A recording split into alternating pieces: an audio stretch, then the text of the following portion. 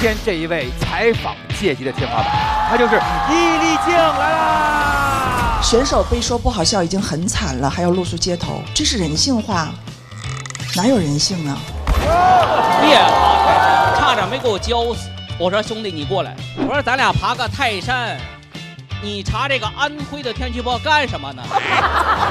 我很同情无名指，因为他这个名字起得很敷衍，就好比说你喜欢一个歌星，叫什么群星。我倒要看看，你让我怎么露宿街头啊？好刻板的霸道总裁啊！我不会。没事，咱就瞎玩呗。我愿意跟菜的人玩。我来打。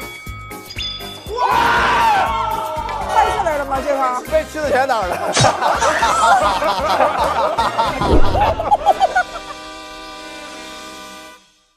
闲鱼便宜，闲鱼集市更便宜。本节目由闲鱼独家冠名播出，自适应喜临门呼呼任性税。本节目由喜临门呼呼联合赞助播出。本节目由长康100%纯粹、长康100%对味的长康纯芝麻油赞助播出。本节目由喜之郎果冻多点关心多点爱指定产品赞助播出。连接你的热爱。本节目由大麦演出联合出品，买票上大麦。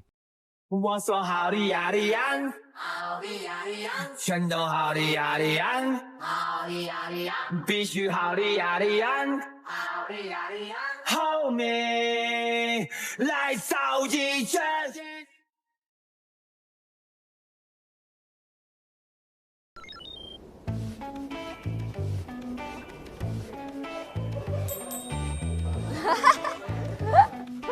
今天谁来呢？今天谁来呢？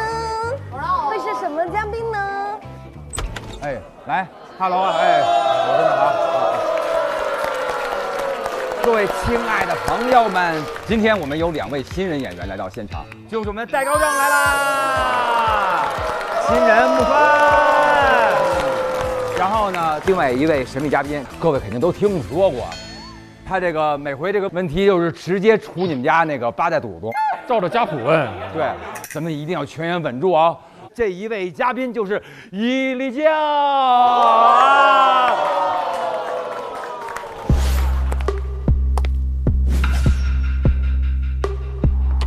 说你演技不好的时候，会觉得尴尬吗？会。最红的时候是那时候？没有，现在你没有过气过吗？这是一个自我安慰还是什么？有人说在杨幂大红之前，你的演技比现在好，你听过这样的说法吧？你认同吗？想过退出娱乐圈吗？掌声欢迎我们的伊丽静老师。我有一个问题，就很好奇，节目录制过半了，露宿街头几期了2期，才2期呀，一点都不严苛呀。其实大家表现得非常好但是大家舞台结束后会一起复盘观众评论，还是会有一些让人接受不了的声音。第一次听天一段子 get 不到，楚歌节奏太慢，我都猜到梗了。孙玉老师技巧太明显了，只有1颗星。既然大家选择站在舞台前，就需要拥有强心脏去面对流言蜚语。所以说，今天伊丽静老师就是要增强大家抗压能力，来一些灵魂拷问，大家谦卑一些。这让我来做坏人来了？哎，可不是嘛。他就不懂您，他不懂您什么叫坏人，对不对啊？那你说做什么人？做什么人？挖掘真实的人，对，挖掘真实的人啊。对，可以啊，翟佳宁，话接的挺快啊。对，这叫你吓得完了。好，我今天的目的就是锻炼大家的强心脏，让主理人给你们打个样。好，走，咱们去会议室。就是先问大老师呗。哎，您说，参加那么多喜剧节目，你很懂喜剧吗？来了吧？来了。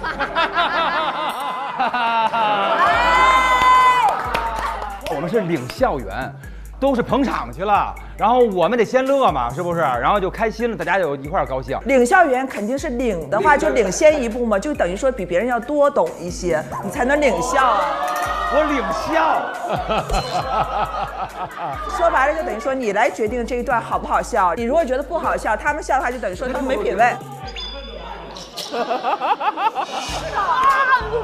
哇，我鸡皮疙瘩都起来了。往哪儿躲？往哪儿躲？就这么说啊，脱口秀说完了之后谁最懂？就是网上分析的那帮人最懂啊。我就是越觉得钻研什么，越觉得自个儿无知啊，就是这样啊。会左右而言他，然后答非所问，胡说八道，你知道吗？就你只要不想回答的问题，确实是这样的啊，对。谢谢啊，哇，不容易，不容易。好，然后是小鹿，小鹿，哎，好，你跑了很多开放麦，然后那么努力，是因为天赋不够吗？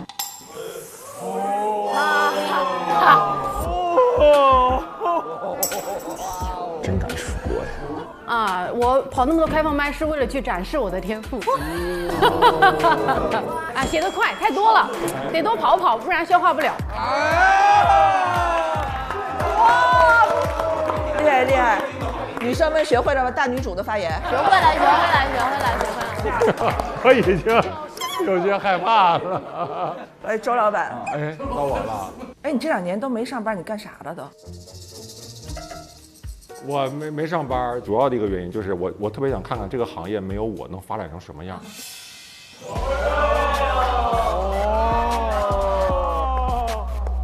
结果发展挺好，越来越好。发展挺好。现在认识到自己的位置了，就出来谦卑的接活了啊。这个现在是我能接到的最好的活了啊，没有说节目组不好意思啊。厉害。对，易老师，不是。我们现在斗胆要开始回问您几个问题了。但是我抖不出这个胆来。然后那个对，有一个人特别会抖，一抖一身胆。然后那个好，由我们翟老师来抖起来。斗胆英雄，来吧。你礼貌点啊。好，叫姐姐。姐姐一直扮演一个人设，您累吗？你这个问题应该问你自己啊。我不累呀，您累吗？俩人在这唠嗑呢，在这儿啊。哎呦我的妈！下一个问题是什么回答让您一直面无表情？是过度人设还是过度医美？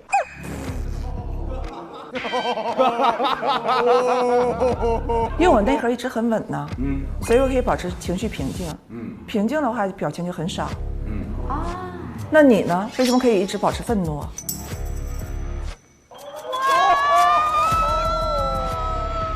因为我内核不稳呢。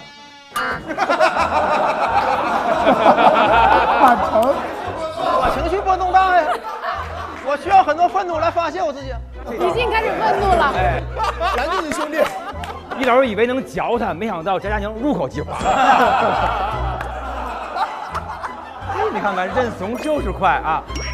行，就应该是这种心理，这就特别稳了啊！对，碰到恶评谁也伤害不了你，是不是？我们的这个一个示范已经结束了，那么下面各位，咱们踊跃举手啊！问任何一个你的同伴们，可以是犀利的问题，可以是心里话的问题，互相锻炼一下。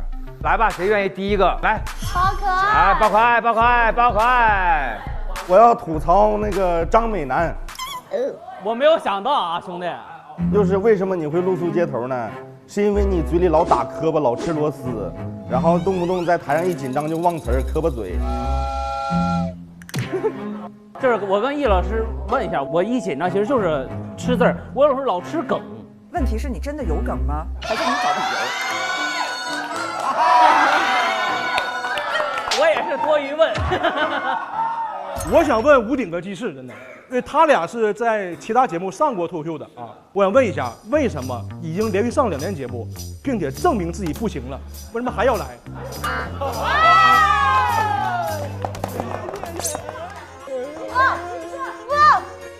来，为什么还要来？吴良硬气一回。我最起码节目都是凭自己本事上的，你咋来心里没数了你？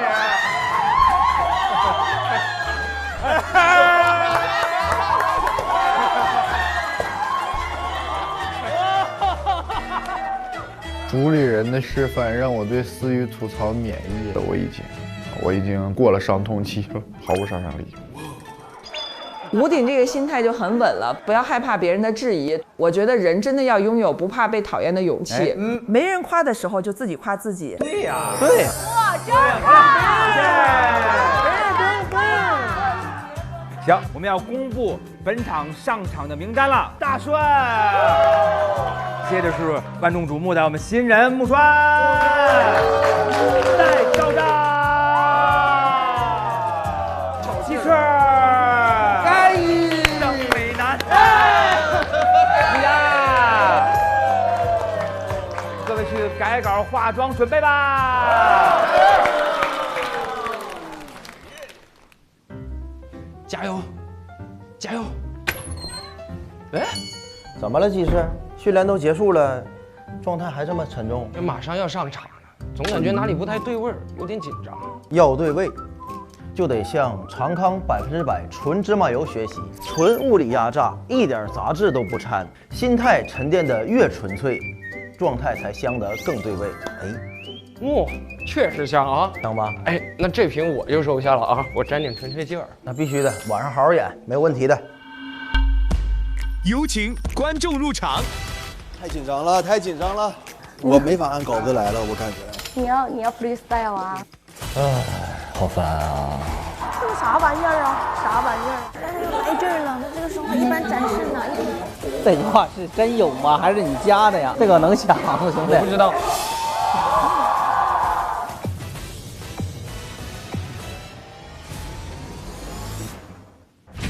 让我们有请最直率的主理人翟佳宁。谢。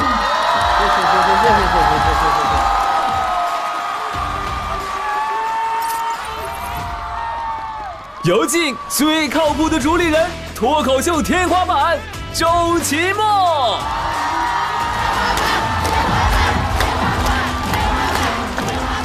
大家好。有请最暖心的主理人小鹿。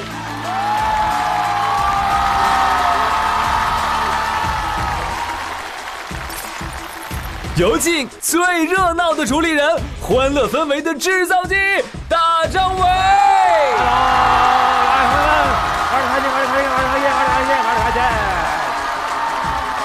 欢迎各位，大家好，来到我们的不好笑就露宿街头。刚才周奇墨先生一出来之后，天花板，大家都会嚷嚷起来，对不对？今天这一位也是天花板级人物了，采访界级的天花板啊，非常了不起，他就是伊丽静来啦！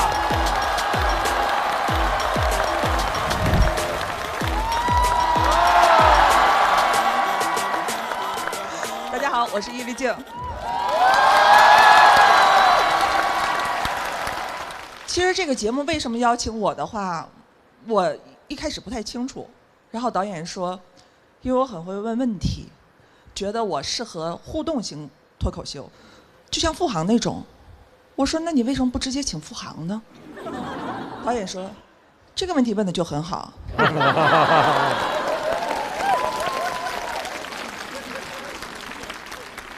他还说，希望我提问的时候更伊丽静一点，比如看到不合理的地方，勇敢真实的表达出来。你们不就想看我直接骂人吗？之前导演跟我说哈，我们这节目不比赛、不淘汰、不残酷，但不好笑就要露宿街头，这合理吗？别的节目最残酷也只是淘汰，淘汰和露宿街头。导演，您不会觉得淘汰更残酷吧？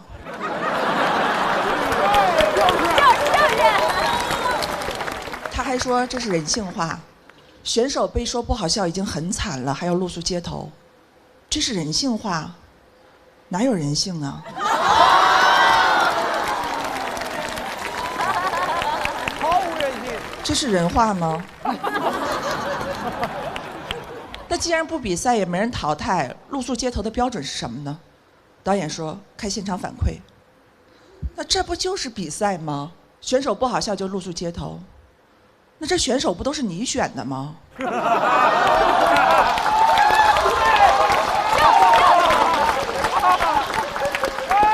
这水准。他们不好笑，露宿街头的不应该是你吗？导演，你觉得这样说够伊丽静吗？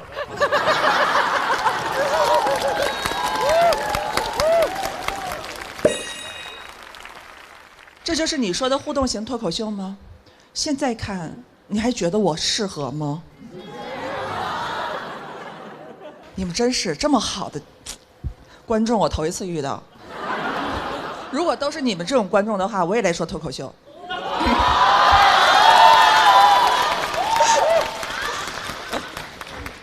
但是哈，我为了不露宿街头，去看了互动型脱口秀，去学习一下。脱口秀的互动一般是为了让大家开心，但我的采访好像很难让受访者开心。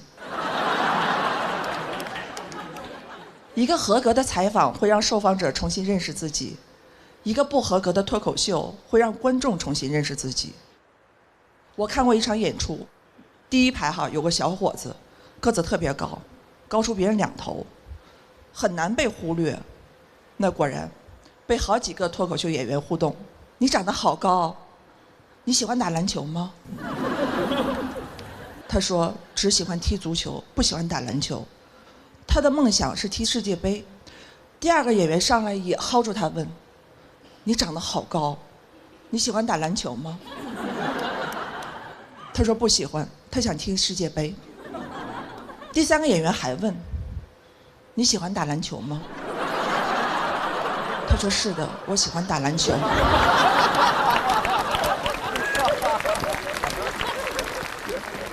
我想听 NBA。我的职业呢是通过不同的问题深挖人物，打破大家对他的刻板印象。脱口秀是通过相同的问题反复挖，直到人物符合大家的刻板印象。周奇墨，你长得好高，你喜欢打篮球吗？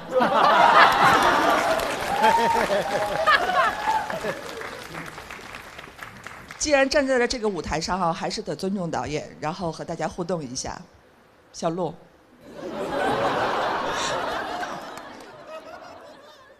别平身。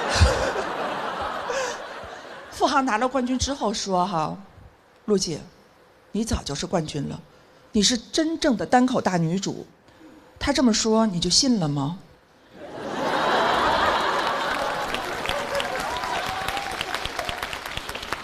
但我信，你就是我心目中的脱口秀大女主。你看，你这回真信了。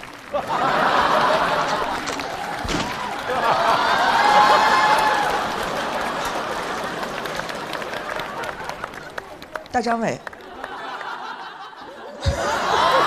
回来，没下班呢，回来继续上班。大张伟，你不是歌手吗？你天天上综艺，那下个综艺准备上什么？我是歌手吗？我是歌手。哎呀，这个好好。翟佳宁，不会让大家失望的啊，不能落下你。好，翟佳宁，哎，听说你拿了喜单第2季的冠军，你骂节目组、骂观众、骂嘉宾、骂周星驰，你什么都骂。骂完之后呢，你被记住了吗？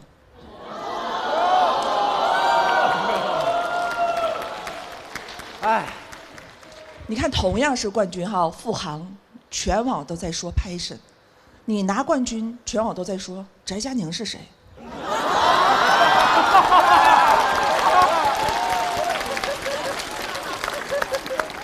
我记住了，下回骂付航。下回骂付航。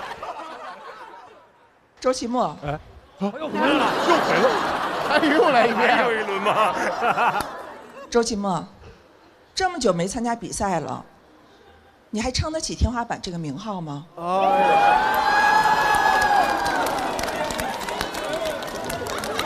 靠什么撑？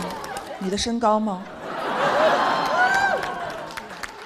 你长这么高，你喜欢打篮球吗？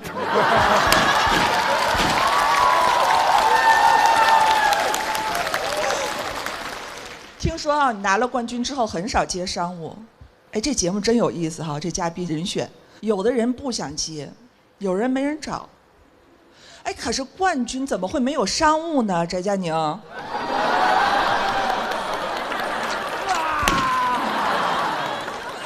没事啊，不用回答，我就问问。谢谢大家，我是伊丽静。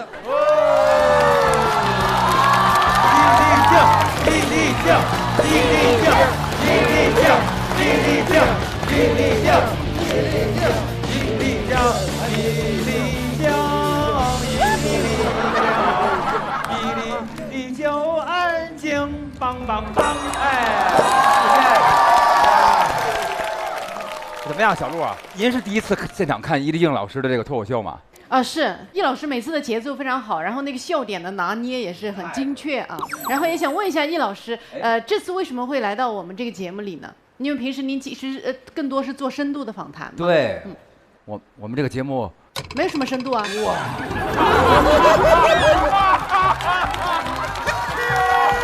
这不就是因为这节目没深度，所以靠我来。我终于等到您这样的人了，因为之前我们 Q 所有嘉宾，包括像我们大宅说你必须要真心真意的，然后犀利的点评，没人敢。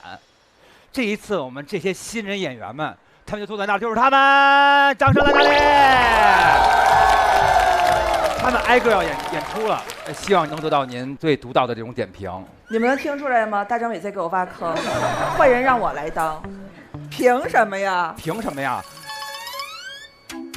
您来平坑啊，把这个坑平。因为我觉得您虽然不是干脱口秀这行，但是我觉得您有一种天然的、天生的天才，就知道那个语言节奏该怎么，就是那种感觉。别人只能模仿您，成为不了您，您知道吧？大家都是这种感觉。但是我想说，一个这个脱口秀，您的标准是什么？就是感觉它真的仅仅好笑够吗？我觉得好笑就够了，就够了啊。对于喜剧类节目的话，如果不好笑，它就是不合格的。我觉得这是最底的一个基础，对吧？好笑就是唯一标准。各位也看见了，我们所有朋友们拿我们这个所谓的最可爱的意见卡。所有演出结束后，根据您自个儿的感受进行打分。在单场评分4星以上，比例达到70%以上的，我们就能解锁优酷平台提供的各种奖励。相反，没有达到70%，就要准备露宿街头。10场演出之后，4星以上达到70%，就能够解锁2026全年的大麦全国巡演。好嘞，那么下面马上易老师第一位新人演员就要出来了。好，这位演员是我们长沙本地的，哎，各位看见他会非常亲切。这位小选手，这位新人演员就是我们的大顺。大家好，我是大顺。我说实话，我一开始过来作为新人，其实压力巨大，那是最累的一期哎呦，喝死我了，掐得我都不要长沙话了。但是还是很期待能多讲一点段子，好好在舞台上表现，就觉得来了就得上，你不要有什么别的想法，不要那么多顾虑，来了就上。就是我们这位新人演员，就是我们的大帅。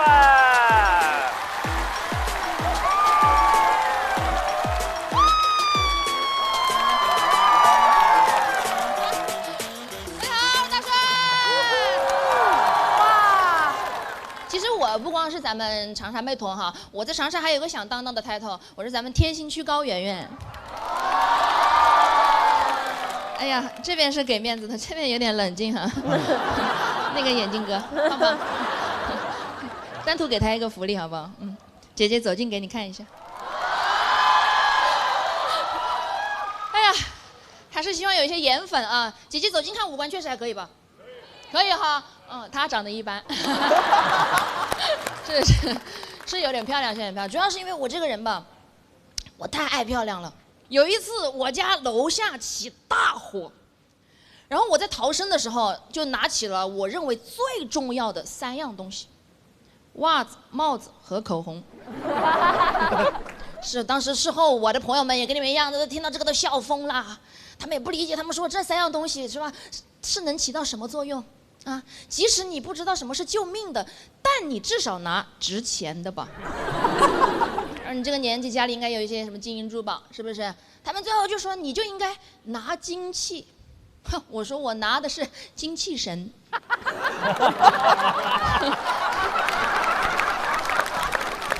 还有什么是比在面对死亡的时候还要给自己提气色？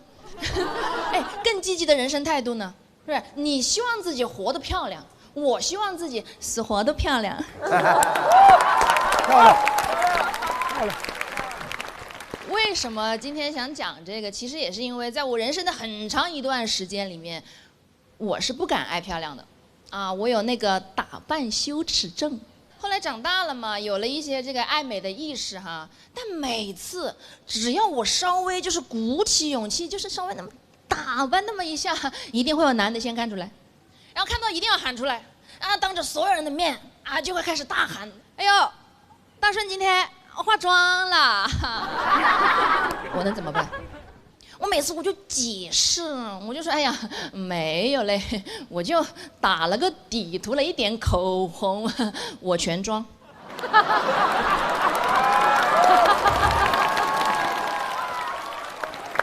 我脸上所有的五官都重新装修过一遍了，但我不希望有人播报出来，对吧？我希望我的今日份漂亮是一场不言而喻的共识。但是当时那种就是还是很尴尬，我为了缓解这种尴尬，哎，我也用当众播报的方式，哎，我也报复回去啊，我也阴阳怪气的对一个身材普普通通的男孩子，我也喊，我说：“哎呀，最近有偷偷去健身吧？”他的反应是，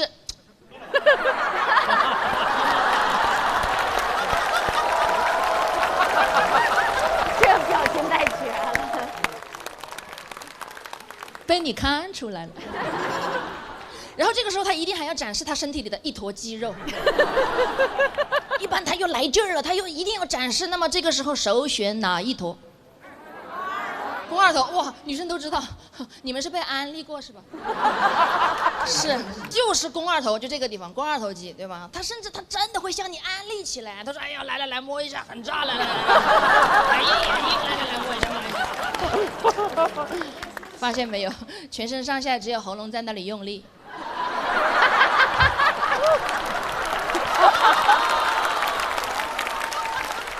就没有用，根本没有用，你防不住，你也伤不到这些人啊。但是，哎，我后来我又想到一招，我说那我可以，先下手为强啊，就是在他们播报之前，我可以提前给自己预告。是不是？我每次我有什么漂亮大动作了，哎，我就提前一天，我就等那种人最多的时候，朋友们都在的时候，我就那种漫不经心的啊，平地干拔。哎呀，明天要不要去植个假睫毛嘞？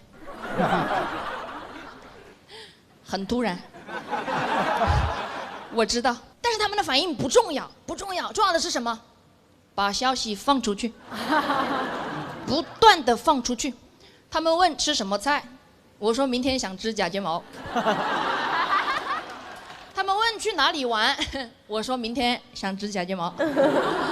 他们问去哪里织假睫毛，我说那就管得有点太宽了。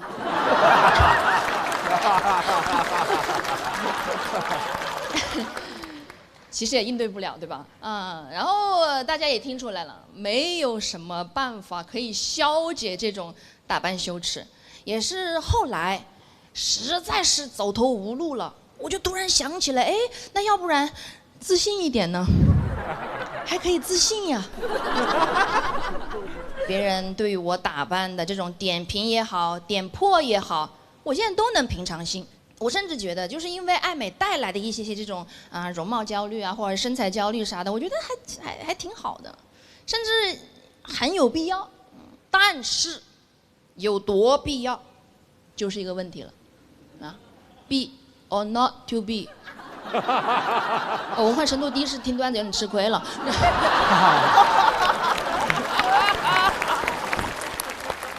这一直是个问题啊。然后我的看法是，我们可以抓大放小，就不要老盯着一些那种过于细微的地方去焦虑，尤其女生很容易这样，对吧？比如说啊，我有一个姐妹，她真的高高瘦瘦、漂漂亮亮，是我们这群姐妹里面第2漂亮的。有一天她突然问我们那天在吃麻辣烫，气氛很好，她突然她说：“哎，大顺，哎，你帮我看一下。”她说：“哎，我耳垂看起来是不是有点胖胖的？”耳垂。他不说我都忘记这个器官了。而且他能有多胖，对吧？他能有多胖？我说怎么了？是走在路上有人拜你吗？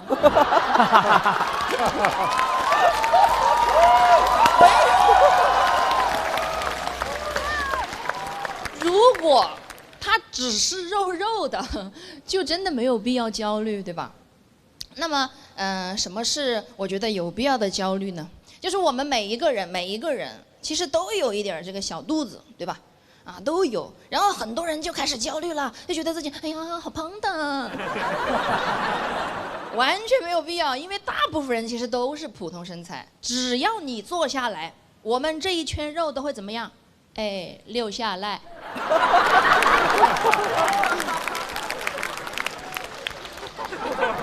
它都会留下来的，这个就叫做腰椎间盘赘肉突出。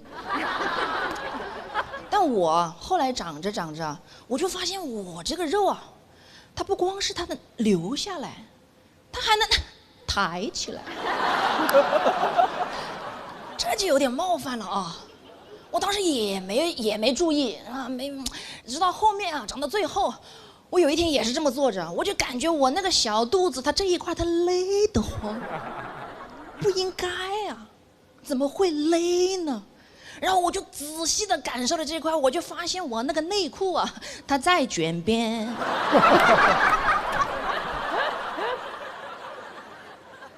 朋友们，这才叫内卷。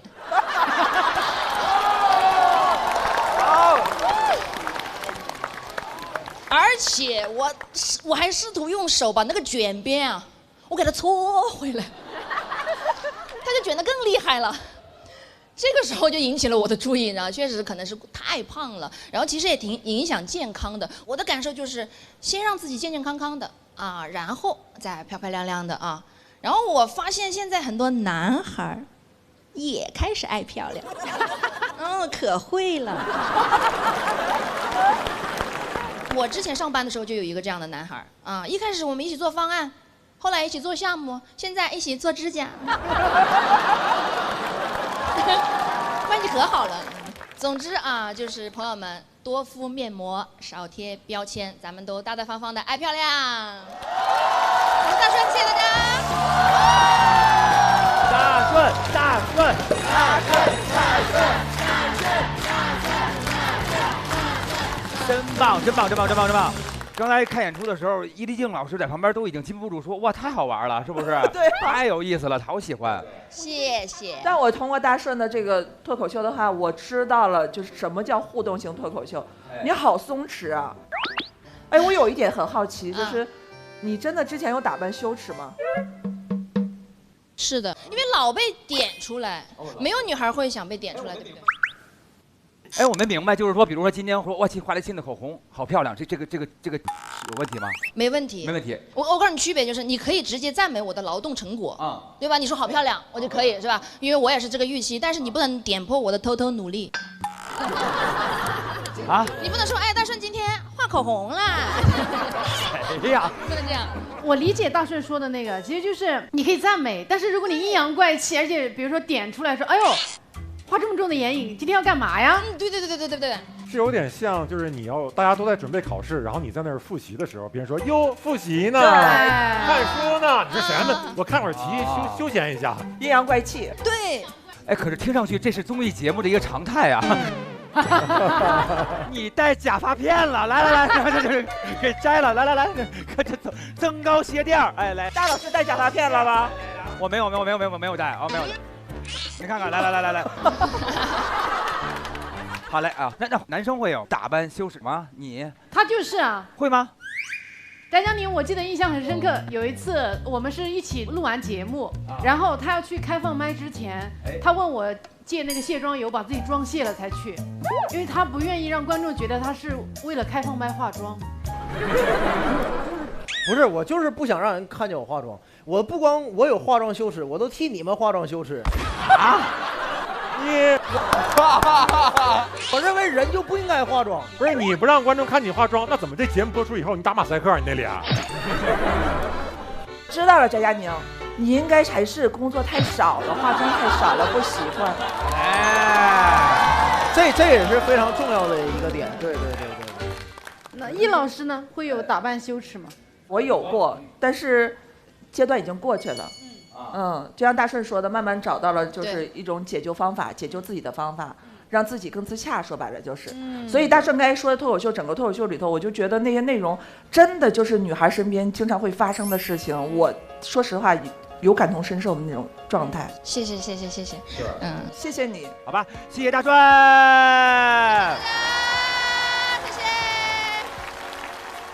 大顺开场开得非常好，因为他的舞台状态也是非常松弛，那种亲和力和那种舞台感染力特别强。大顺就体现了脱口秀演员的一种创作的初衷，就是挖掘你内心真实的一些焦虑。他就是把他内心最深焦虑写了出来，然后用段子的形式讲出来，处理得也很好。第一位可以哈，没让您失望，甚至有惊喜。对。第一位没有失望，第二位我们也不知道失望不失望，因为我们也没见过。这是新人中的新人，有请我们的木川。突然间这么多摄像机对着我，还真有点不太习惯啊。公布上场名单，听到自己的名字有什么感受呢？演出再加上跟这么多的人待在一起，对我来讲压力挺大的。就是我是人一多，我就会开始。表现的没怎么样，但是我心里会缩。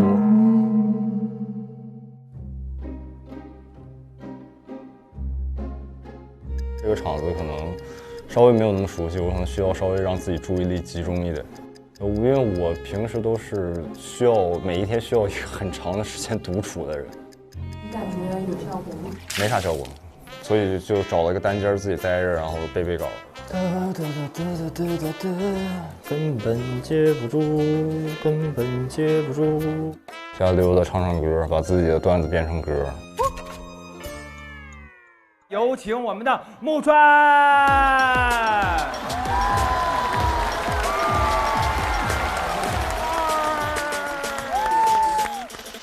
叫木川，是个东北人，也是东北的演员。我在台上的时候，帽子会压得低一点，大家能看到，可能是看不到我眼睛，是因为我的眼睛有点问题，比较畏光。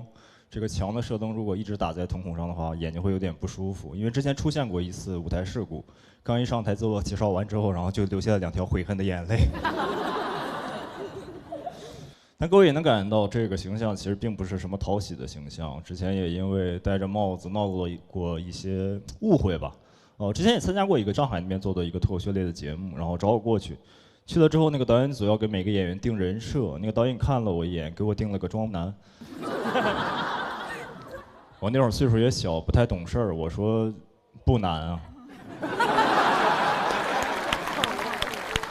我也不是说接受不了这个人设，我接受不了的是我本身是个东北人，它是个上海的地方节目，真的只有上海本地人才会看。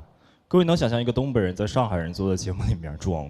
我说咱这是不是有点太装了？也没有走，因为确实当时岁数很小，就满脑子想着说证明一下自己，但其实什么也证明不了。那个节目除我之外的其他选手都是那种非常正能量的人设，热爱生活的外卖小哥，大山里的留守儿童，励志的聋哑人女孩，到我死装一男的。录制那天也巧，在我前面表演的就是这个聋哑人姑娘，我根本接不住她。她怎么讲呢？她是跟 Siri 演了一段双簧，就是 Siri 的声音给她合成台本，她在前面对应着做手语，看起来就是这样。大家好，我是一个聋哑人，但是我没有放弃脱口秀梦想。底下观众，so sad。细节啊，上海观众他们都讲英语。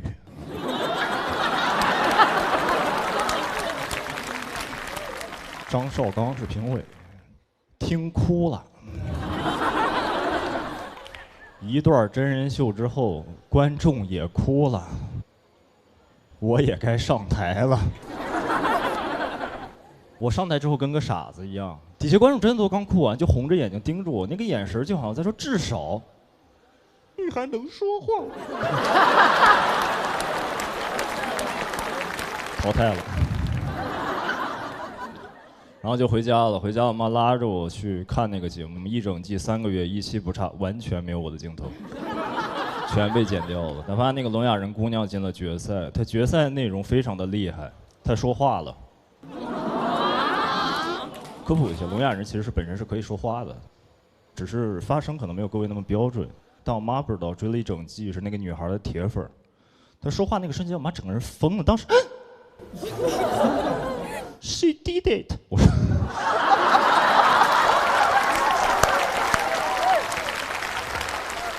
什么时候背着我拿的上海户口？各位，你知道我讲这个段子，其实也不是说我这个人不装啊，我也装，但怎么就能一眼装？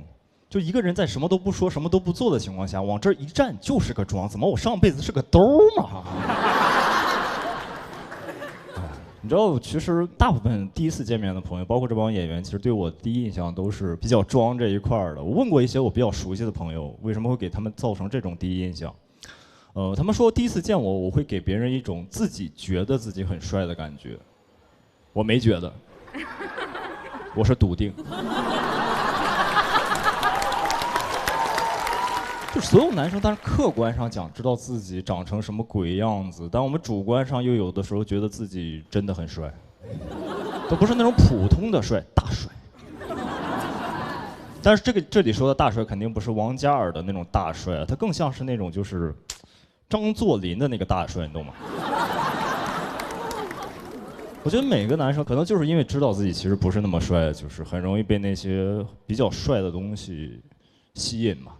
前一阵迷上了一个运动叫公路车，一个朋友推荐给我的。他当时推荐我的时候，因为说的太美好了，他说骑公路车就像谈恋爱，公路车会像你的女朋友。我当时其实不太敢苟同，因为我谈恋爱不会把女朋友锁树上。但等到我去买车，我其实是能理解的。我去了家店，我在那儿看好了一辆车，价格大几万，大几万的自行车，各位没有人会把它锁到树上去的。我可以让他睡床上。他可以把我锁树上。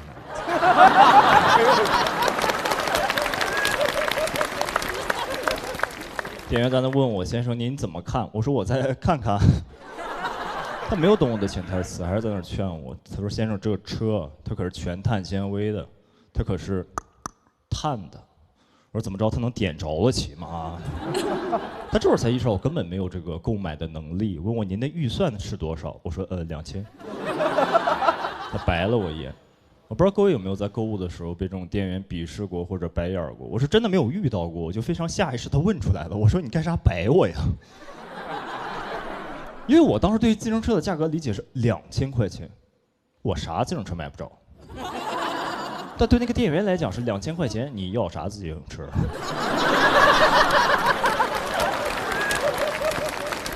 没有买那个牌子，真的买不起，那么贵，开什么玩笑？买了一个国产的牌子叫捷安特，然后也花了我2万块钱，我能力的上限了，蚂蚁花呗分了24期，到现在没还完。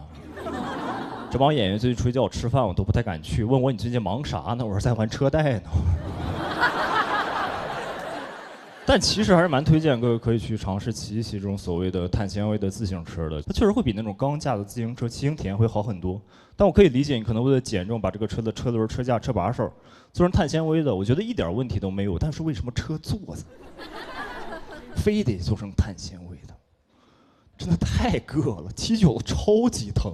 会疼到什么程度？我一点不夸张，有时候其实自己开始害怕了。我说车座子该不是掉了吧？我说。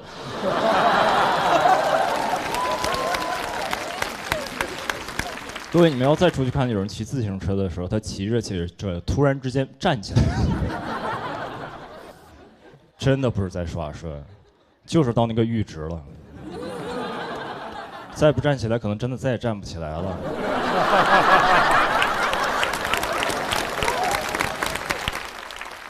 我还把这个事儿告诉了我当时推荐那个朋友，他说都这么疼了，你为啥不穿个骑行裤啊？我说还有骑行裤吗？我搜了一些骑行裤，骑行裤是我这辈子见过设计的最简单粗暴的东西。它保护屁股的逻辑就是在你屁股的位置缝了个垫子，换句话说就是又在你的裤子里缝了个车座子。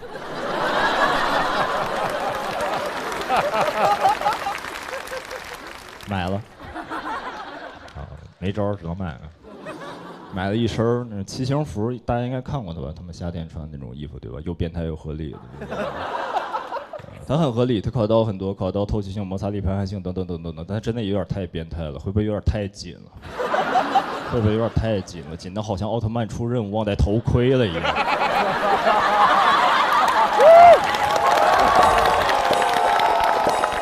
就你知道我穿这身衣服走在大街上的时候啊，考虑的早就已经不是屁股疼不疼的事儿了。我首先要保证的是，我手边必须得有个自行车，共享的都行。我知道这么说是没有那么直观的，我知道没有那么直观。其实本来是想穿着来讲的，他们节目组不让。他们说穿这个衣服走在大街上，长沙的话可能就不是露宿街头了，可能就是上了另外一档节目《守护解放西》了。到时候谢谢各位。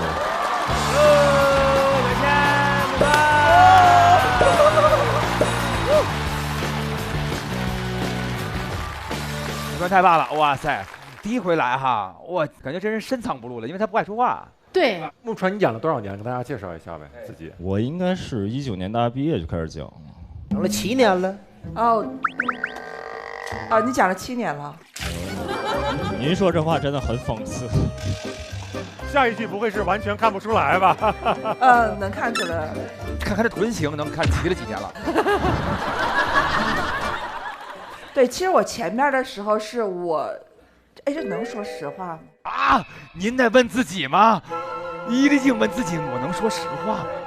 不是，就不是，又不是我的节目，我的节目肯定必须说实话。就爱听实话，我就当自己节目录了啊。行。哎，小鹿，往那边点，这儿剪得干净一些。来，因为咱们不知道他会说什么。躲远点儿，别误伤了。来，对，这样剪来。老师，我先说一句啊，我是真的非常喜欢你啊。这句话很重要啊！你看看，木川厉害，知道认怂。你觉得自己幽默吗？还好。就是如果说你把它当成一个工作来讲的话，我觉得我是在做喜剧，但你要硬说在生活里我幽不幽默，我觉得我不幽默。哎，你自己对这个段子的满意度是什么样的？还行。那你为什么拿上这个舞台呢？现在还喜欢叶丽静老师吗？凑合吧。非常到凑合，就隔了2分钟。木川，你知道吗？刚刚你在说别人觉得你帅，你说什么，你说的2个字笃定的时候，伊静老师嘴里叨了一句，说好希望这枪是真的呀。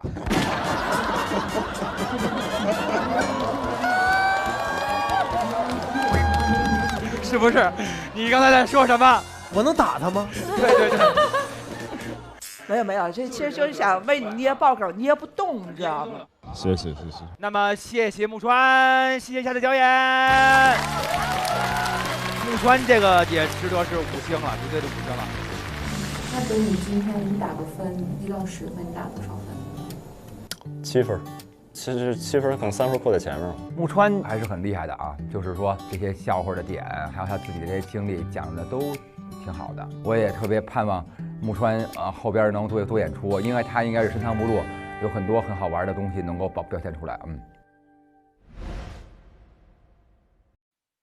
闲鱼便宜，闲鱼即是更便宜。本节目由闲鱼独家冠名播出，自适应喜临门呼呼任性睡。本节目由喜临门呼呼联合赞助播出。本节目由长康100%纯粹、长康100%对味的长康纯芝麻油赞助播出。本节目由喜之郎果冻多点关心多点爱指定产品赞助播出。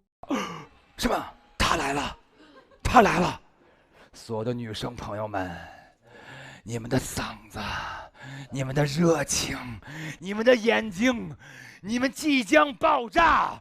因为下面来这一位是我们整一季颜值最高，他还是一位霸总，有请戴高炸。Hello， 大家好，我是演员小戴，平时演的霸总比较多。处心积虑3番5次的接近我，你有什么目的啊？如果让我发现你耍我，你就真的死定了。我一辈子出自现在时，将来也是。哇，好帅啊！你坐这，这里镜头多，走开，快点，走开。坐这儿，来，我第一次有一种被真抢的感觉，他把我们所有的镜头都抢走了。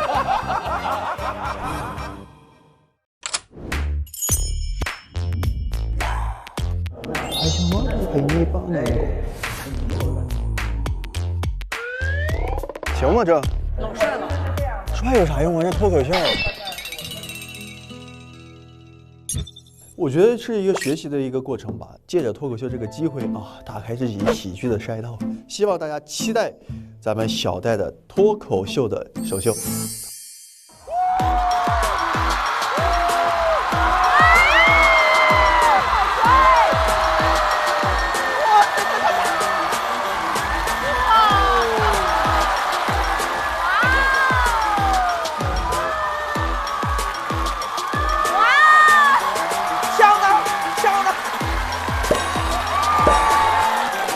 热情了！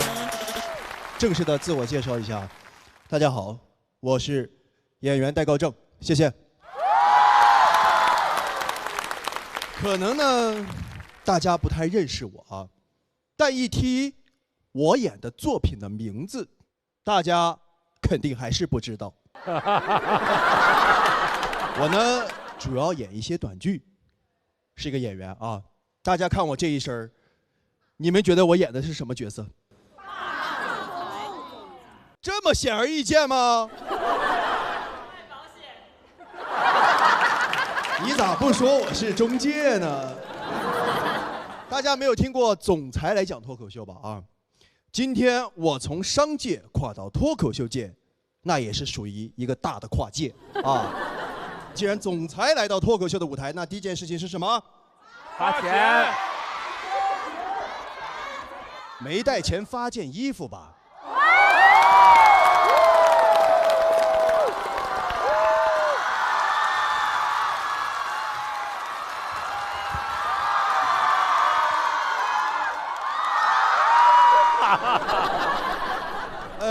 我最忙的时候呢，一个月啊演了10来个霸总啊，要爱上10来个女人，每天睁开眼睛就是。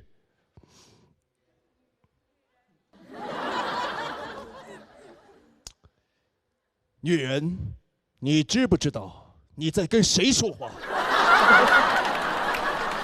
其实呢，演霸道总裁啊，没有大家想象的那么难。霸总裁呢都有一个特点，叫做 PTSD 啊，创伤后应激障碍。拿我演的角色举例啊，顾总缺母爱，副总受虐待啊，杜总怕电梯，戴总还怕鸡，搞得我都有点 PTSD。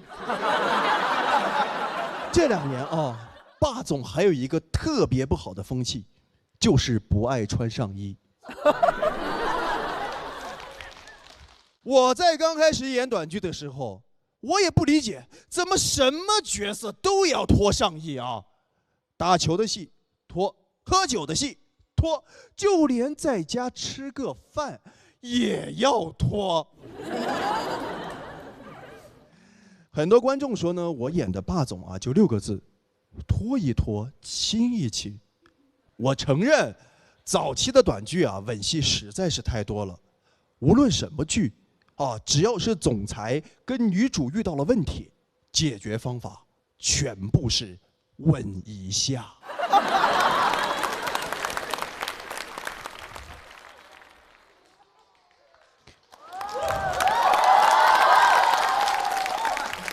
女主说：“我怀孕了。”我唰就吻一下。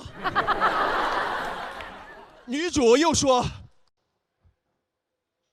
我其实是你的杀父仇人。”我说：“不，你为什么要这么对我？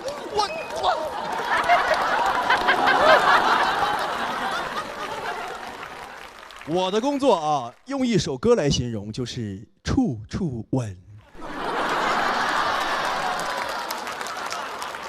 吻戏太多的情况下呢，男女演员都很尴尬。其实呢，我也特别不好意思。更尴尬的是，我的父母也会看到这些。我家传统到啊，小时候看电视，看到男女主一接吻就会调台的程度，所以连我爸呢都不好意思跟别人介绍我的职业，他对外只能说我是靠嘴挣钱。那有了解一点的亲戚还会安慰我爸，不丢人，不就是干脱口秀的演员吗？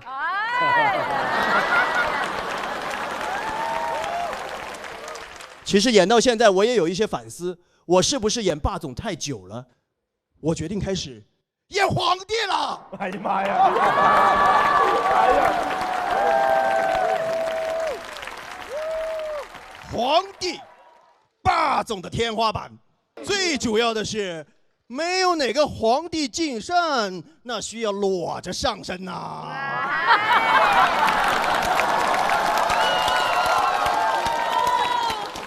这位爱卿，把朕的衣服还给朕。怎么？你不帮朕宽衣，你是想把朕的龙袍放在闲鱼上卖呀？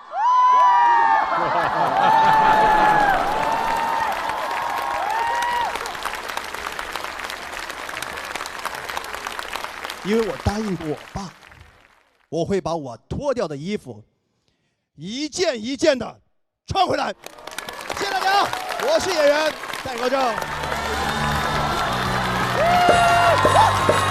爽！哎，谢谢。哎呀妈呀，慌死了！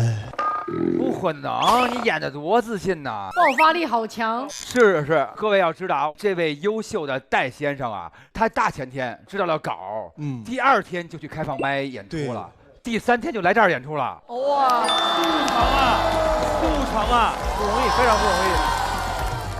没有，因为前面2个前辈呢，包括易老师都讲得太好。我说，如果啊，今天露宿街头80%全责在我。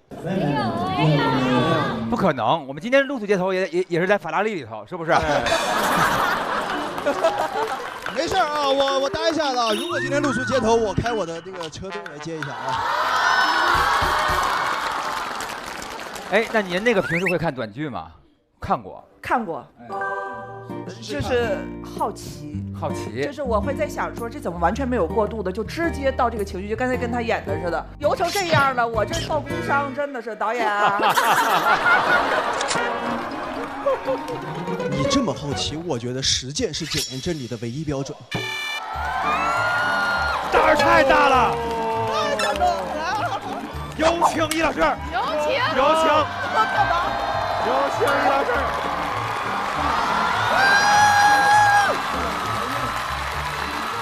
他俩还挺搭的，像妈妈在喊，哇塞，现场拍短剧，合同里没这趴呀。易老师，还有能比你更好的去游记吗？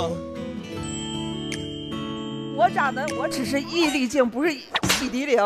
对。我准备了一段稍微也没有那么大难度的那个短剧视频。行，我们先看一下。哎呦！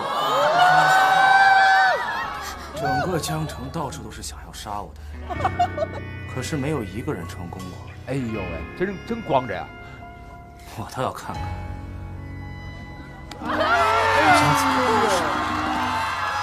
No， 小戴，我好想看你跟易立竞说女人，你在玩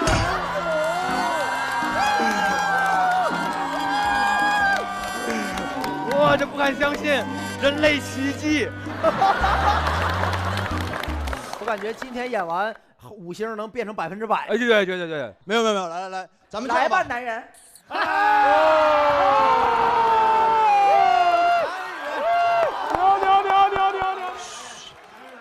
个女人。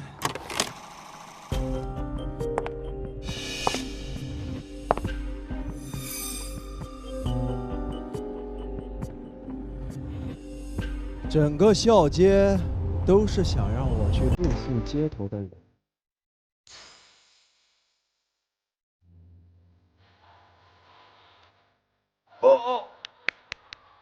但是没有一个人成功。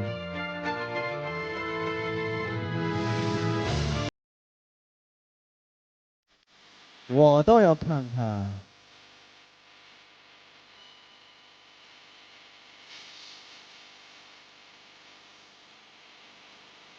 你让我怎么露宿街头啊？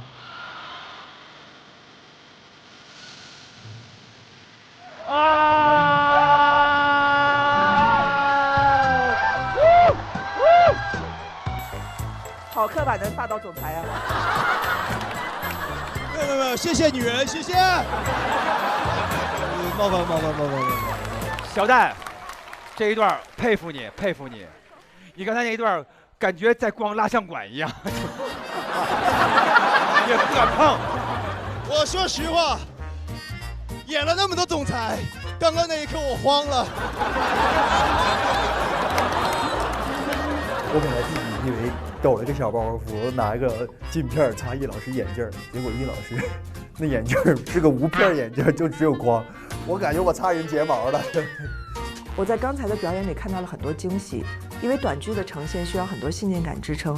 他在现场表演这个段子的时候，不只是语言表演，还有形体表演，真的好有勇气，好有信念感，我真的很佩服他。希望就是说，你看今天这个又尝试脱口秀了，其实也是一种表演。然后后边呢，越来越努力，然后让自己各种各样表演精益求精之后，登上大荧幕、大舞台，好不好？加油！谢谢老师们，谢谢，加油！别走！看到没有，新人演员们，人演完了出，女生说别走，想多看会儿。什么时候碰见过这招的呀？拜拜！快走！快点！这样吧，下一个也是个帅哥，要不我等他一起来。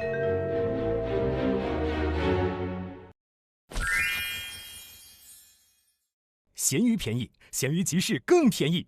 本节目由闲鱼独家冠名播出，自适应喜临门呼呼任性睡。本节目由喜临门呼呼联合赞助播出。这样吧，下一个也是个帅哥，要不我等他一起来。这么着，你来介绍一下，因为这个人的名字太适合你介绍了。他的名字叫做什么？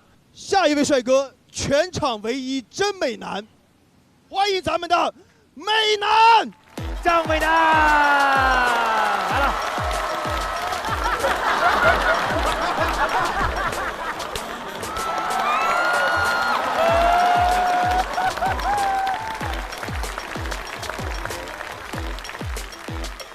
我先亮个相。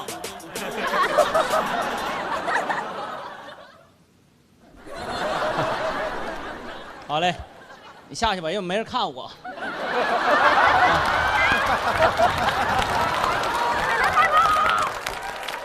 Hello， 大家好，我叫美男，欢迎你们。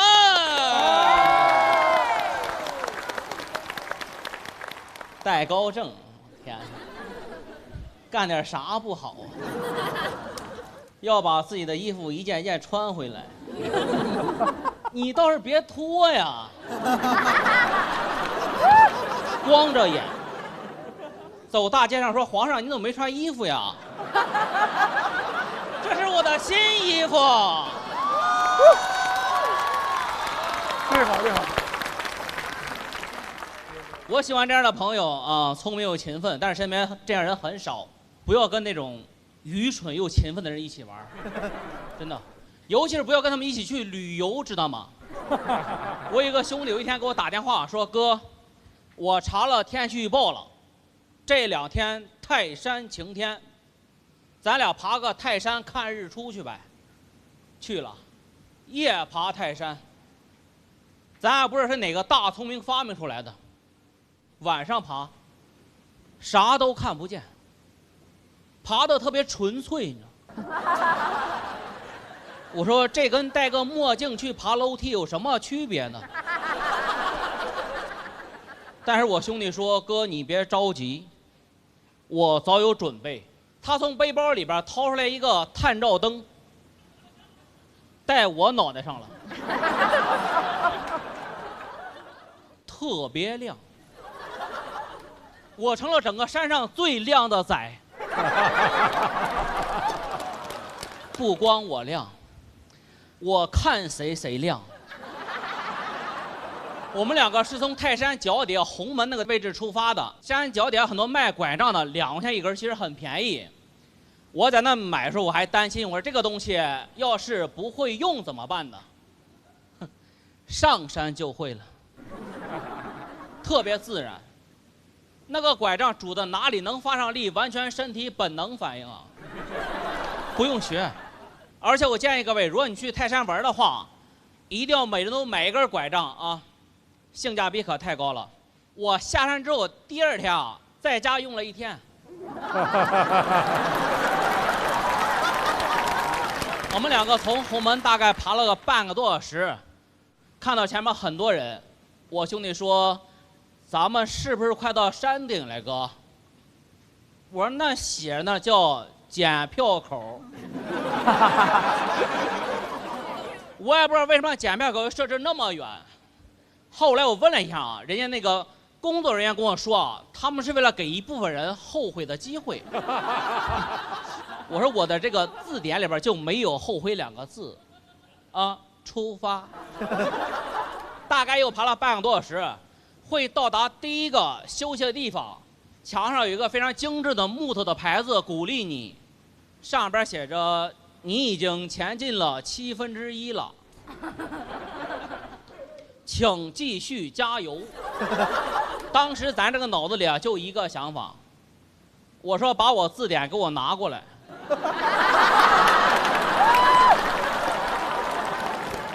把那个后悔给我加到那个第1页上去。想不清楚为什么1/7要鼓励我一下子。如果真的写一个1/5、1/3、2/1，我都能理解。1/7，他都除不开，你知道吗？我说兄弟，咱俩放弃行吗？咱俩不爬了。我那个兄弟说：“你别放弃啊，哥哥，我还带了法宝。”他从背包里边掏出一个大音响，开始播放杨超越的《燃烧我的卡路里》。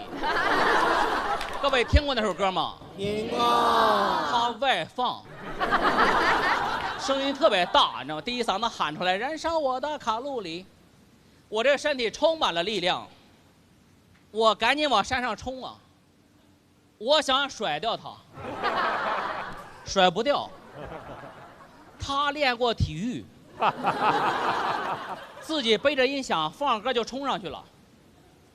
我旁边还站一姑娘说：“呵呵，这也太帅了。”我说：“帅哪儿了？这就叫彪啊！这在我们村连媳妇儿都说不上。”那个姑娘说：“你说话就说话，你看我干什么？你照得我睁不开眼睛了。”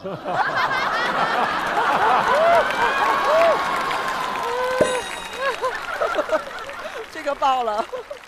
但是我是靠自己努力往上爬的，爬了将近4个小时，爬到一个叫中天门的位置了，非常累。我给他打电话，我说：“兄弟，你到哪儿了呀？”他说他到南天门了，就是快上去了已经。他跟我说：“哥，你别着急上来啊，这个南天门在下大雨呢。”我说：“你在说什么呢？你不是查了天气预报了吗？”他说：“哥，那个天气预报不准，但是我现在跟你说的是准的啊。”我说：“我特别相信你啊，兄弟。”因为从他那个手机里边，我能够听到他还在放歌，单曲循环，什么就那个白白甜甜圈、珍珠奶茶方便面。各位没有去过中天门，可能不知道，那是一个休息区，特别大，全都是卖方便面的。当时我已经爬了将近4个小时了，我说我吃1桶能怎么的呀？不够吃。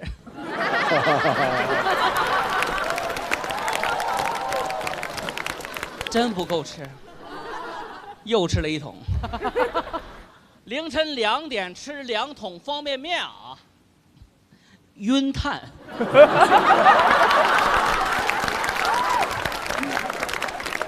吃困了能理解吧？就想找地儿睡一会儿。我那个兄弟又给我打电话说：“哥，你还是上来吧。我刚才又查了天气预报了，他说凌晨5点说天就晴了，你上来正好能看到日出。”我说来都来了，就差一半了。然后我就靠自己努力，凌晨5点爬到南天门了，雨更大了，狂风暴雨，差点没给我浇死。我说兄弟你过来，我没有别的意思啊，从哪查天气预报啊？他给我看他的手机，我都懵了，你知道？我说咱俩爬个泰山，你查这个安徽的天气预报干什么呢？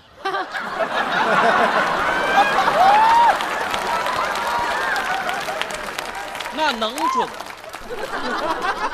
他说哥你别着急啊，你看你都出了这么多的汗。我说第一，爬这一段累；第二，这个灯热。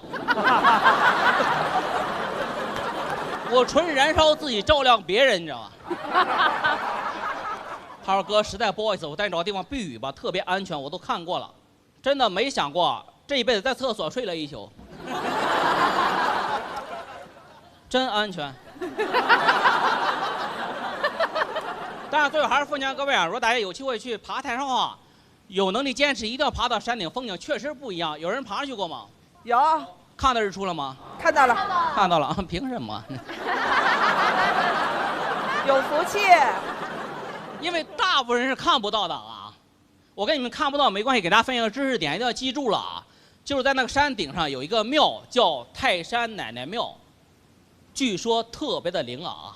因为我刚才爬上去啊，就近磕了一个，许了个愿，出来之后我兄弟跟我说，这个庙啊特别灵，如果愿望实现了，一定要回来还愿。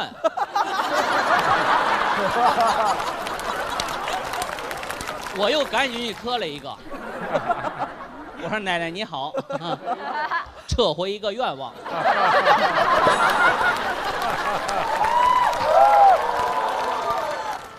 还好反应快，要么过了2分钟撤不回来了。我兄弟过来跟我说：“哥，我跟你说件事吧，下次咱俩可以坐缆车上来。”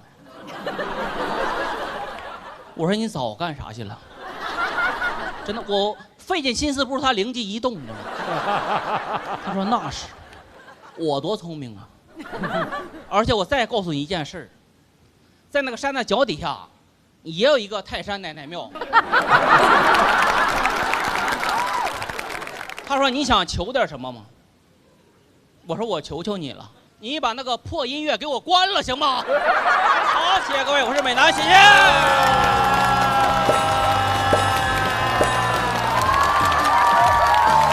美男接在戴高真后面，开心不？开心，他就是主观的好看，我是客观的好看。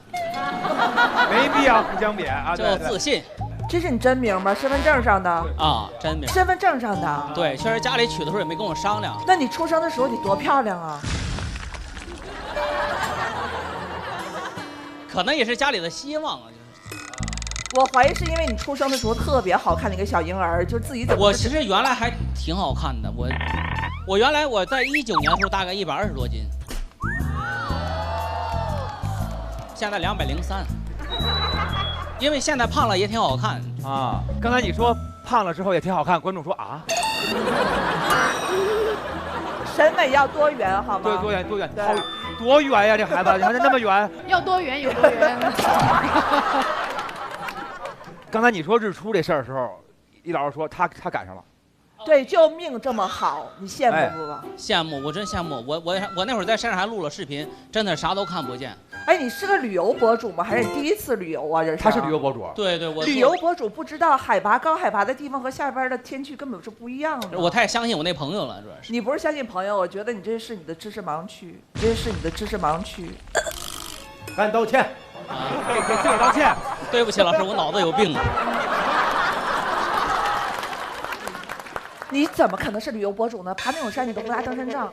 因为我不是为了去爬山，其实是因为我想看日出。最早我们所有的解释都很无力，你知道吗？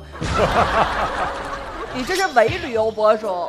易老师今天是来打假来了，打假一个旅游博主不旅游。对呀，要不然你现在这样，你把旅游博主这个 title 去掉的话，你现在下边所有的话都成立。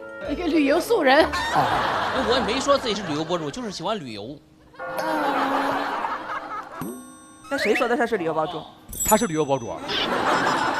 啊，对，等。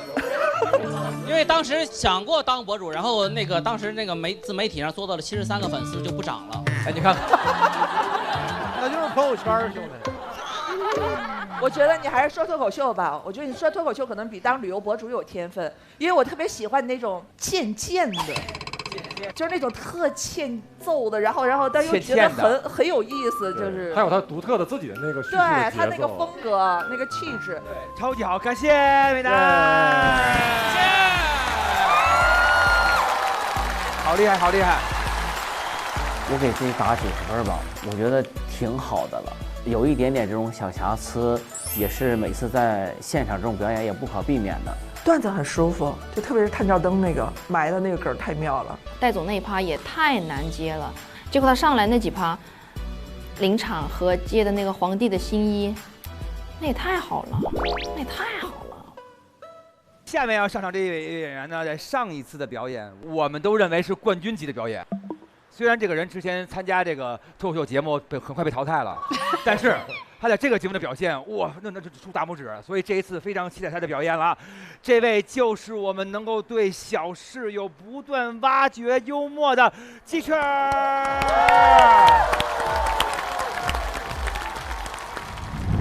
我是鸡翅，这次上场没有以前那么紧张，因为最近我慢慢能感觉到在这个演出里面越来越有自信。真好，鸡翅真好，真好。谢谢。我就是需要确认大家是对我感兴趣的，大家是喜欢我的，我就会有信心，更加从容的去做我的表达。这位就是我们能够对小事有不断挖掘幽默的鸡翅。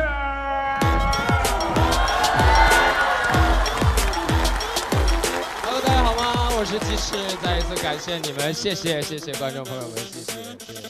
辛苦大家了，我也是没成想能在看到戴高正之后，看到张美男。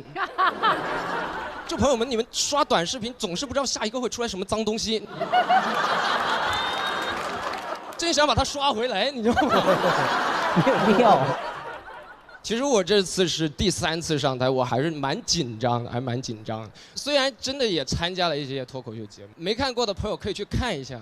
就不会耽误你们太多时间，第1轮就淘汰了，属于是快闪脱口秀，你知道吗？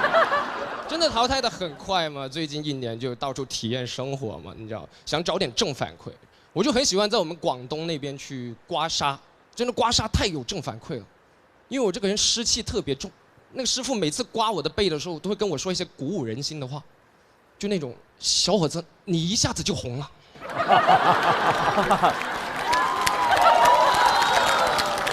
红的也太快了，真的挺难受的。但我知道其实很难红了，很难红。你听我这名字就知道，没有哪个明星管自己叫鸡翅，太幼稚了这个名字，你知道吗？好吃是好吃，但很难尊重你，你知道吗？管我叫鸡老师是不是有点？更过分，我来长沙录节目，有人管我叫鸡别，我说。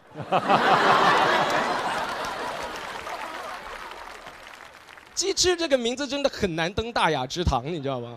真的，我有想过，我说要么我就用我的本名讲脱口秀就好了，身份证上的本名，但我的本名太土了。叫啥？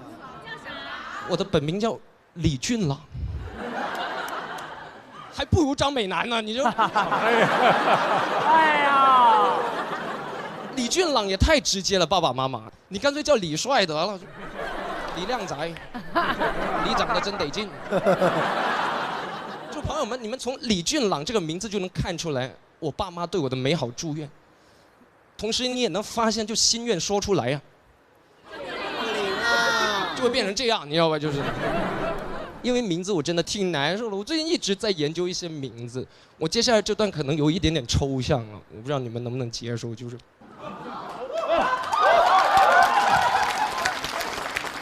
怎么说呢？我最近我很同情无名指，因为他这个名字起得很敷衍。其他手指都有正经的名字，大拇指、食指、中指、小拇指，他就叫无名。这他的名字就叫无名，就好比说你喜欢一个歌星，叫什么？群星。怎么会呢？对吧？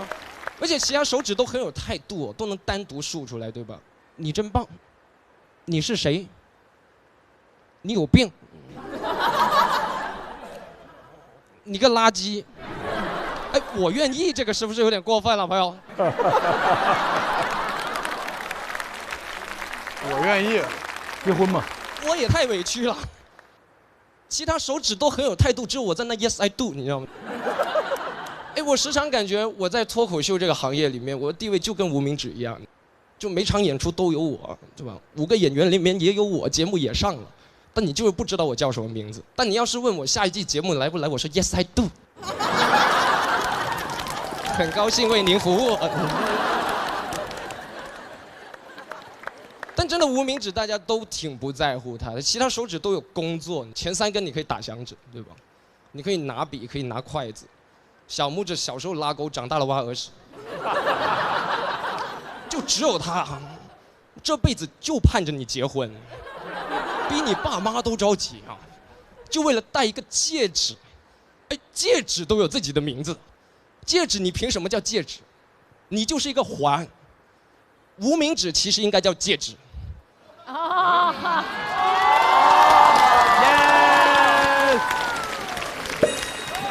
这个好，这个好。我们无名指真的挺想被看见的，但大家好像不怎么在乎我们。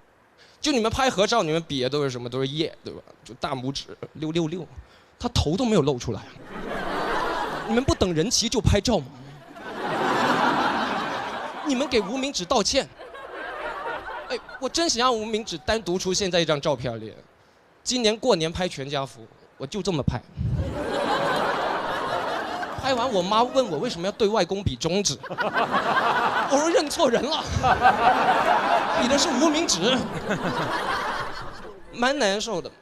但我有时候在想，反正都认错，我们以后就比无名指，它还很安全，你对吧？你就比这个，明天你老板让你加班，你就这样。你老板说啥意思？我说收到。Yes, I do。这个班我要加给你，今天我要加给你了。我问 AI， 我说无名指到底能干嘛？他说无名指可以验血的时候扎这根手指。我听完更难过了，但至少有用是吧？我还很兴奋，我跑去问我学医的朋友，我说怎么样，无名指是不是有用？不然验血为什么要扎这根手指？他说因为这根手指没有用。出血了不会影响你的正常生活。哦，我当时听完真的万念俱灰，因为我一直觉得我在脱口秀行业里面，我也就是根无名指。我朋友听完哈哈大笑说：“那挺好，你出事了也不会影响这个行业。”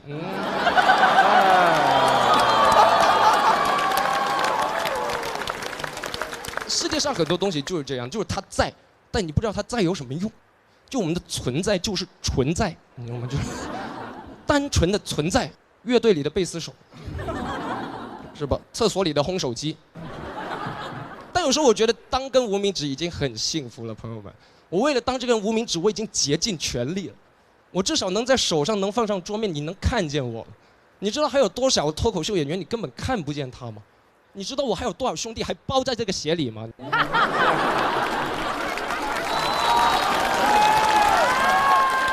Underground， 好妙啊！脚趾一个名字都没有，中指都竖不起来，你知道吗？别说美甲，全是灰指甲，就是那种感觉。我觉得当根无名指挺好的，你知道吧？就这个世界上，他肯定需要无名指。我在想，肯定你没有无名指，你又猜不了拳，你都玩不了15、20，你最多玩16、8，你知道吗？就是。Anyway， 我喜欢无名指，我不知道你会在哪里看到这段视频，看到这个段子，但如果你是根无名指的话，这个世界肯定会有人在乎你的故事的，会有人记得你的名字。我叫鸡翅，谢谢你们。冠军，太燃了，太强了，不是我太喜欢的段子了。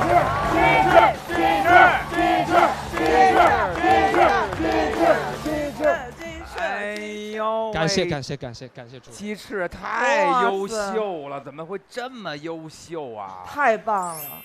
谢谢叶老师，谢谢。首先你说这个手指应该叫戒指的时候，老师说哇这个太炸了。哦，哇这个好，真的是。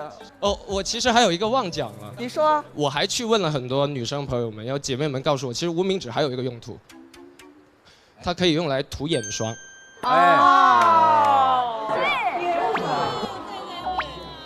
哦，这样。天哪，你是个观察家。对，无名指是涂眼霜最多的手指，所以眼霜其实应该叫无名指霜，就是就这些。他要让无名指占据所有的地方，能占据的地方。还有一个《西游记》那个白龙马，也挺像无名指的。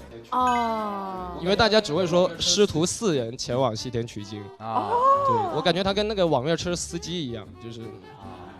你不会记得他叫什么名字，就是师傅，你知道吗？就是那种感觉。太妙了，这些梗，而且我觉得你是个内心多么细腻敏感的人儿啊！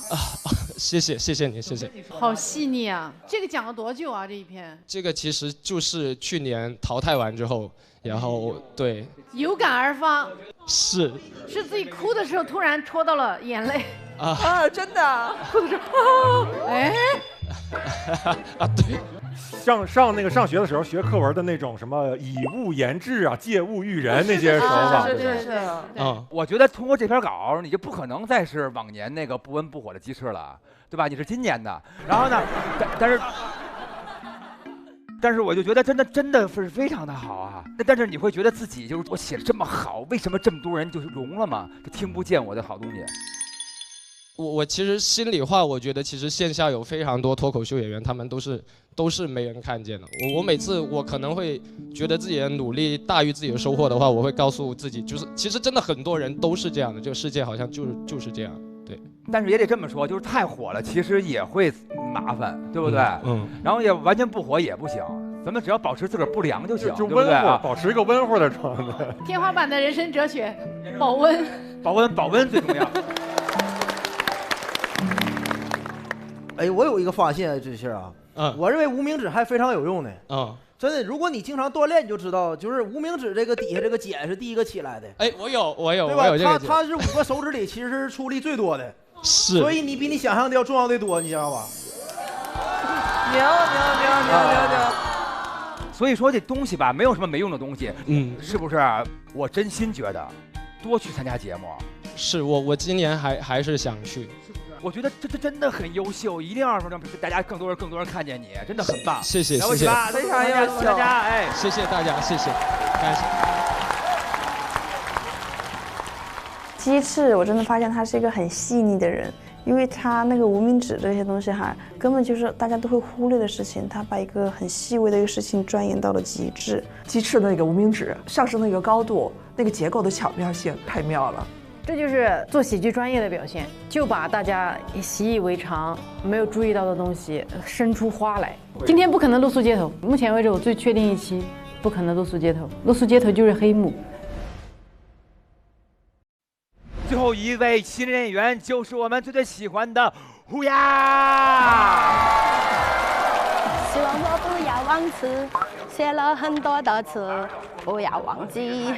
如坐针毡，如履薄冰，真的很紧张，因为最后一个出场压力会很大。从那边走过去，从楼梯下啊，加油，大顺，加油，没问题的，加油。走，哎，加油！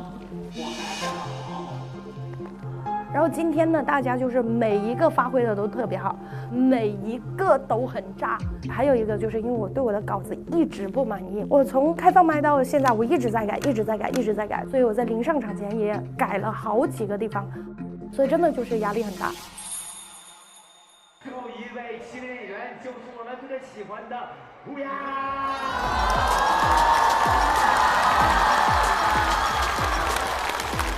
Hello， 现场的观众朋友们，你们好吗 ？OK， 你们上过网吗？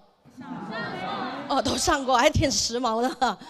我也上过，但是越上网就越焦虑，真的，因为我发现我不仅没有高颅顶。啊，精灵耳，我甚至也没有头包脸。头包脸是个什么玩意儿啊？是吧？是长了一张不能喝酒的脸吗？但是没事，你一旦开始容貌焦虑，你身边就会出现解决的办法。比如说，一到夏天，网上就会有各种腋毛焦虑。然后地铁上就莫名其妙出现各种各样的脱毛广告，他会找那种身材特别曼妙的女生摆出婀娜多姿的姿势，旁边还要配上文字说3分钟冰凉无痛，还你光滑细嫩好肌肤，特价只要388，就这个价格真的很诱惑。因为我去了之后才发现，所谓的3分钟冰凉无痛是指脱毛之前的3分钟。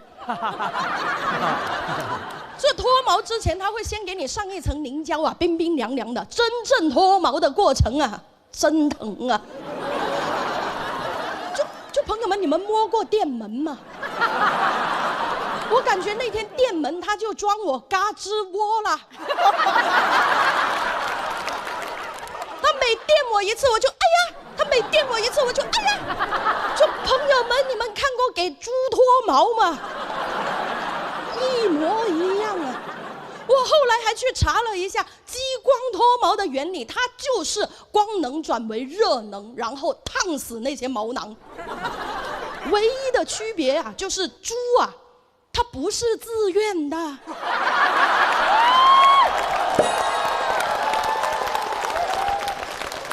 这都不是最过分的，最过分的是我脱完这边之后，二护士小姐姐跑过来跟我讲说，亲，特价388是一边的价格哦。我说那另一边呢？她说另一边就要原价了，要1888。我真的很讨厌这种虚假广告，因为它给我的生活带来了很大的困扰。就我现在夏天出门搭地铁，我都只敢用这只手拉吊环。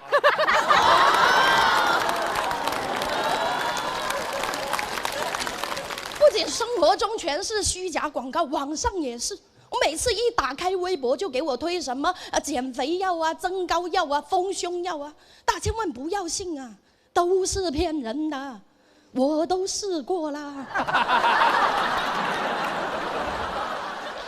而且现在打广告的方法也越来越五花八门。前2天一个顶流上热搜，我正在全排吃瓜，突然看到一个热评，上面写的是没有想到哥哥居然是这样的人。想当初我为了见他，特地先吃了3个月的美白丸，就想让他眼前一亮。然后下面就会有个人回复他说：“姐妹，你吃的是哪个牌子的美白丸呢？”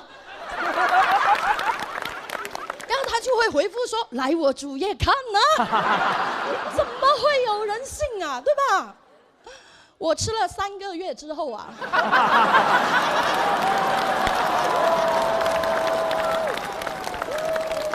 发现确实是白了一点，但也胖了一点。然后我就在想，这个美白丸它不会有激素吧？我就赶紧查了一下它是什么成分。放心哈，没有激素，因为全是淀粉。你们知道淀粉做成的丸子叫什么吗？朋友们，叫碳水。我餐前餐后给自己补了3个月的碳水。那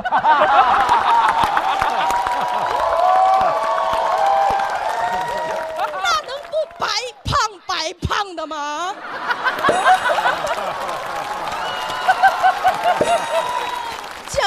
广告，我们就来好好吐槽一下广告哈。我最烦的是微博上的跳转广告。你们有刷到过吗？就是那种你刷着刷着，突然间一张特别小的图片就出现了，然后旁边会有文字说啊哈哈哈，也太好笑了。我心想有什么那么好笑，对吧？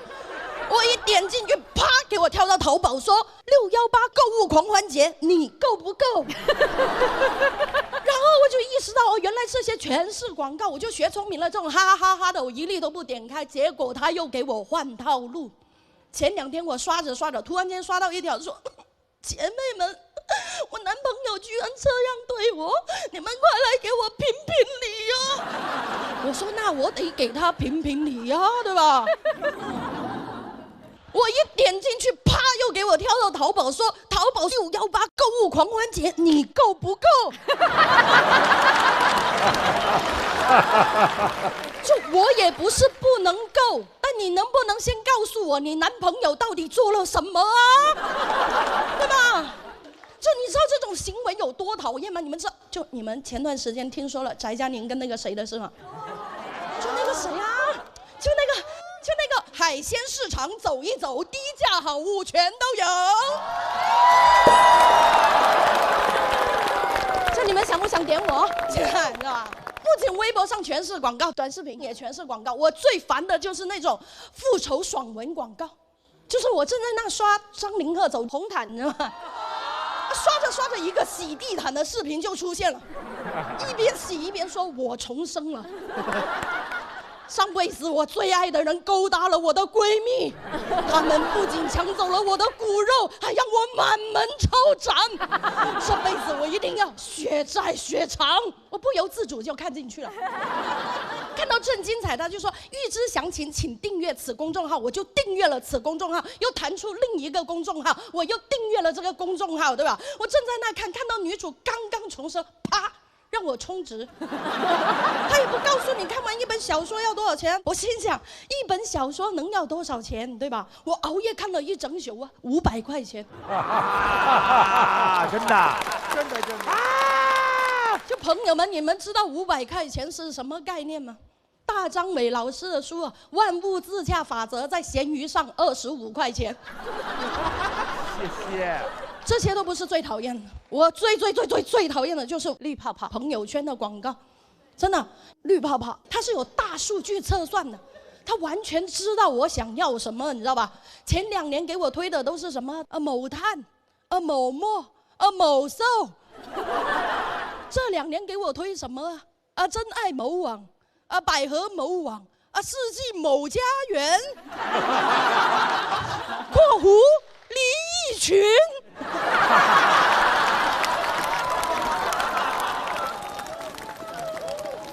而且他真的太懂我想要什么了，他封面上永远都是戴总那种帅哥，知道吧？要露出8块腹肌，对吧？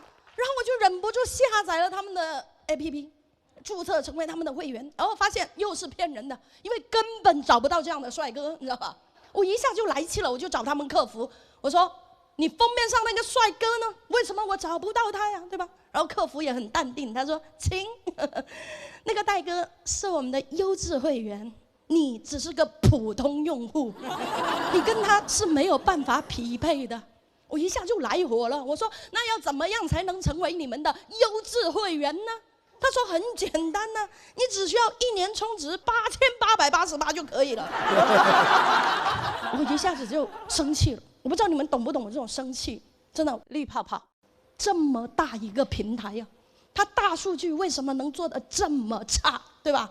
我要是有那个8888，我就先去把我另一边腋毛脱干净啦。谢谢大家，我是虎牙。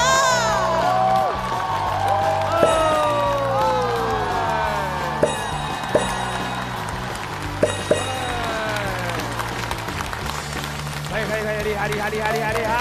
谢谢。哎，先问一句，赶紧着急的事儿，咱们这节目报酬还可以吗？马上可以脱毛了吗？这边够了。可以脱完这边的了，攒够了，一根一根的攒。哎，这节目叫什么？这是专门的脱口秀节目是吧？对呀，这节目才发现呀。没有，我们是一个露营的节目。我理解易老师的意思，易老师老感觉这是一个综艺节目，就感觉不是一个就是说会很多专业这种脱口秀演员的这种哈。对，没想到真太炸了，太炸了！你知道你在说那个看网络小说的时候花钱付费的时候，我经历过。看一会儿500块钱啊？我没花那么多，但是当然我是19年的时候，我有一次就那1个月我不知道怎么了，我就在家里就是比较荡，后来就忽然间就刷到了一个写的什么霸道总裁爱上我的那种，就是那种就那种。然后你的脑子里全是画面，然后就看了之后哈，看得特别津津有味，可能我都看了几个小时。哦，您也喜欢这口啊？终于，怪不得刚才同意想演呢，心里有。对，怪不得同意想演一段。我是个记者，我要做社会观察。你看看呀，学到了。这一半。厉害！请不要拿记者当挡箭牌。对。对于记者来说，什么都要了解；对于脱口秀演员来说也是这样。没错，对。所以我就在看了几个小时之后，忽然间就没有了，跳转到另一个页面说你要花19块9。我最恨的就是这种，你知道吗？没错。但那天我也不知道怎么鬼心跳，我说我就好奇了，我就点买了，我就看了之后，你知道越看越上头，然后结果又跳转了，告诉说再继续花钱，那已经看了几天了。看了几天了，哇，这新闻挖的可真深啊！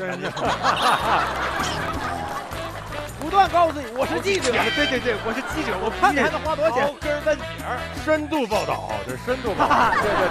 但是真的是，对于一个记者来说，特别像我这样深度人物访谈记者的话，就是你要一探究竟，你不能浮皮潦草的了解一件事情。这个没有用，是不是啊？哎，是。所以我就又花了钱，又花了几十块钱，30多块钱，你知道，他就又跳转了。看了一阵时间之后，我就不信了，我看不完它，我又花钱。对。我一点不撒谎，我大概是看了将近20多天，将近1个月，我一共花了380多块钱，我到现在都记着。380多够脱毛的了。后来我发现那个小说是什么呢？他写的永远都是霸道总裁和大女主在一起之后，就会发生其他的事情破坏这俩人，然后俩人因为误会而分开，然后永远是他俩好不容易遇到一个，然后又分开。没错，我发现他这样的可以写一辈子，可以写一世，可以写生生世世。对，我后来终于醒了。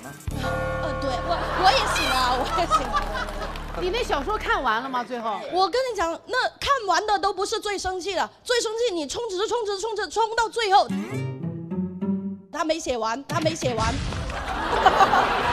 说连载中，你知道吧？真的很让人生气啊！易老师的就是啊，是。但是你看，我看完这个之后，我在此时的工作中，你说到这儿，我就有可以共情，我就知道怎么回事儿。这是做社会调查的好处，行，是不是？对。哎，打您说做新闻调查那一块，我们早就承认这件事儿了。哎，对，我们早就认了，说这确实是专业 ，professional。那是，必须是专业的。行。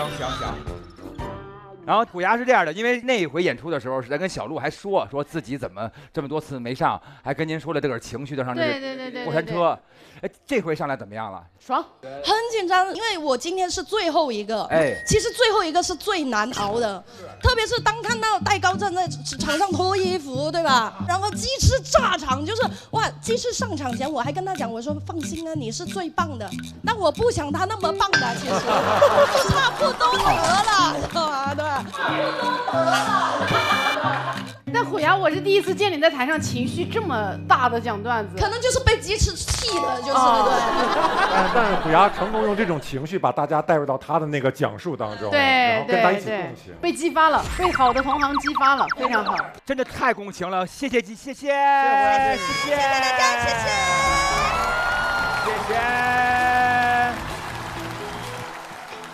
虎牙今天真的把观众完全带进去了，然后也感染了大家，就是现场也很沸腾，感觉大家都跟他站到一起来吐槽一切这个广告里面的自己不爽的事情，所以我觉得很棒，很为虎牙感到开心。我很替他高兴，我是衷心的替他高兴，因为我一直觉得，就是广东演员老是被打上很多刻板印象的标签，说里面有口音，普通话说不好，说你们文本太细了，但是没劲儿。但是我就希望能通过自己以及其他队友、其他广东的朋友们的一些表现，能让大家慢慢摘掉这些标签。对，太棒了，不丢人，咱们不丢人，咱们不丢人，真是不丢人。今天每一个都非常的棒。易老师有什么让您特记忆犹新的吗？哪些就是笑点？哪些笑点啊？我好像一直在这笑，我使劲的笑。对，一直笑得好开心。对，我其实是一个笑点和泪点都特别低的人，很棒啊，是个好事啊。对，情感非常丰富。我真的是，所以你知道我在采访中，我会要压抑自己的那种状态的话，变得面无表情的话，我很辛苦的。哦，就有些时候其实挺感动，很想哭。确实，你看，易老师采访是为了那整个那个严肃度才压抑自个儿的情绪的，是不是？看小说就是为了看那些东西，他没有任何别的原因。好嘞。所以说，亲爱的各位观众朋友们，现在就是行使各位权利的时刻啦。各位可以写一些你们的建议。可以玩命夸我们，也可以说一些自个儿的宝贵建议。如果您觉得今天晚上笑得很开心，值得肯定，就多多的给我们的5星好评。希望各位可以全面考察，来跟我们一起评分了，好不好？谢谢各位。那么精彩还在继续，各位不要走开，结果马上揭晓。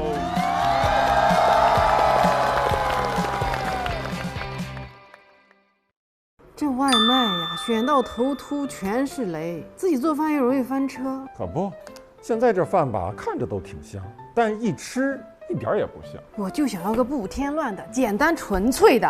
哎，我这儿正好有个饭搭子，长康100%纯芝麻油。你看人家的配料表多干净，一点别的东西都不掺啊，纯粹的不讲道理。嚯，这个香味太正了。那当然。纯物理压榨出来的油，味道就是正，这就叫纯粹本味。试试，试试。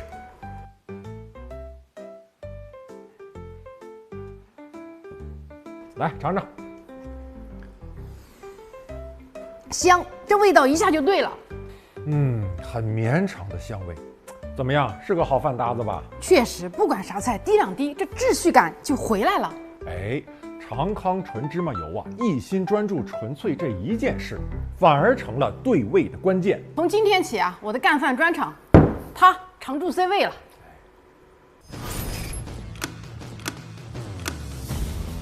今天一天从现场上来讲，应该是录到现在为止最热烈的一期，整个表演也非常顺畅。从戴高正开始，整个演出就一直在这个高潮，就没下来过。大顺说，我真的是通过他知道什么叫互动性脱口秀，衔接的又很紧凑。美男今天刷新了我对他的喜剧表演的认知，很期待他讲更多他去旅行的故事。今天是演得非常之棒的啊！大家经过了很多的磨练，包括不是想是炸。那今天更不可能露宿街头了，我发自内心的绝对不会露宿的。首先，我觉得今天不管什么结果怎么样，我觉得今天演出非常之精彩，非常好，感谢大家。现在又到了我们阅读评论的环节，但是今天呢，有一个特别神奇的规则，这些好评都是您的。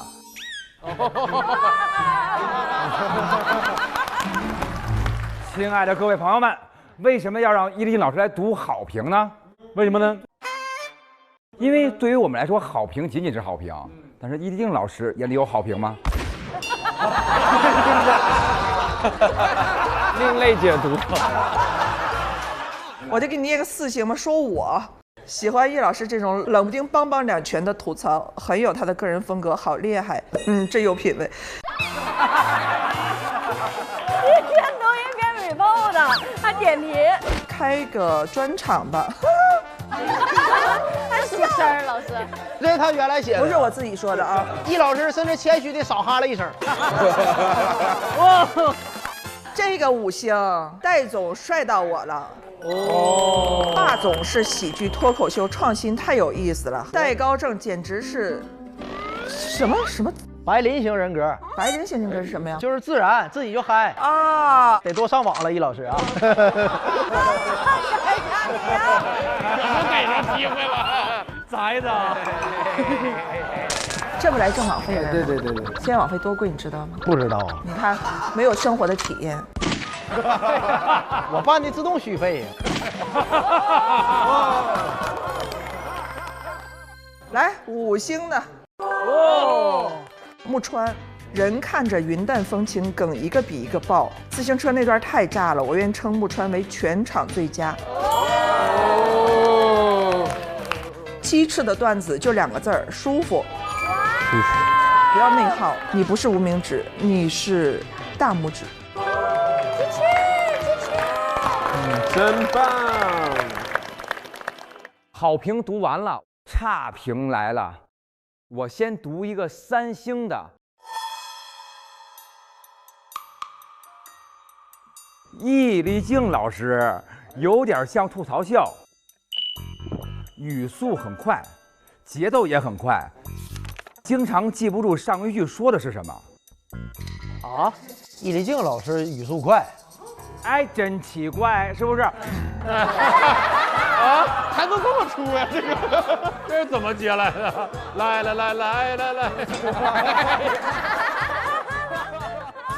说您节奏太快了，因为是不是觉得您包袱太密了？对吧？就是这种感觉，反应不过来。哎呀，谢谢安慰，谢谢鼓励。笑点太多，砸晕了，笑的跟不上。对他可能是脑力跟不上。哎，这么吐槽观众可以吗？也不知道是谁，反正。我这也有一个3星的。啊，又是3星。戴总开场挺好的，有些梗确实挺有意思，不过到后面稍微有点小油腻。哎呦，只是稍微有点嘛，就相当油腻。还是易立竞老师多啊！但人长得真帅。哎呀，这时候不夸了吗？只是真帅吗？没有相当帅吗？那没有。然后不过是脱口秀首秀，敢表现放得开，这点还是值得鼓励的，加油，学长瑞恩。那咱们既然所有的这些反馈都知道了，咱们就有请鱼头人看看今天的结果。鱼头人来啦！你看他摇头了。摇头了啊！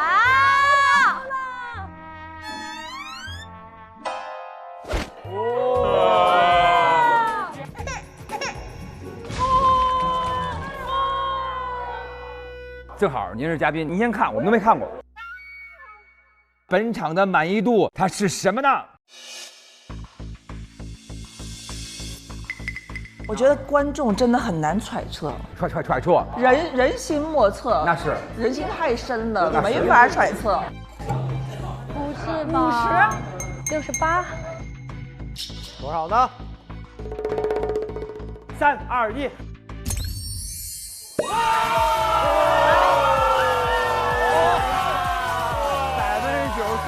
最高的一次，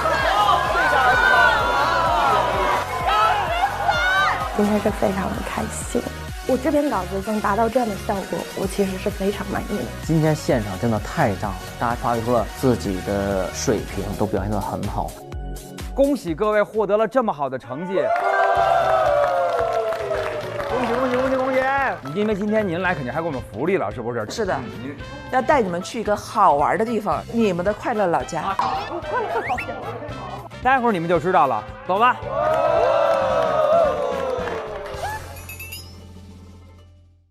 哈！天哪！不行了！啊，刷到宝了！是啊，闲鱼上有人出租阳台，说演唱会 VIP 席位带马扎还送蚊香，这都行啊？是啊，底下还有人问呢，说什么能烧烤吗？卖家说加5块钱帮你扇风。还有卖这服务的啊，还很幽默，还有个卖小区保安板凳蹭厅的。那保安能同意吗？卖家说我爸，他同意了。哎呦，这闲鱼人脉真够硬核的啊！那可不，只要闲鱼人脉广，阳台都能变那啥。哎呀，厉害，让你压上。哈，那必须的。哎呦，这是哪儿呀？我的天哪，这个奖励太大了。对，来，朋友们。哎，这分几个区啊？现在这个区的话是电竞区。哇，我爱电竞。然后那边有台球区。哇，可以。还有健身区，这边还有补给区，吃东西的。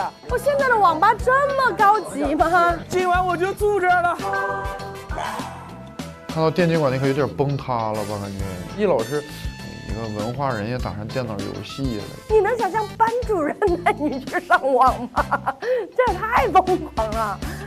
小时候不被爸妈打着，不能上这儿待。现在今天请你们报晓，所以大家都自由的玩耍起来吧。去哪？你们打台球？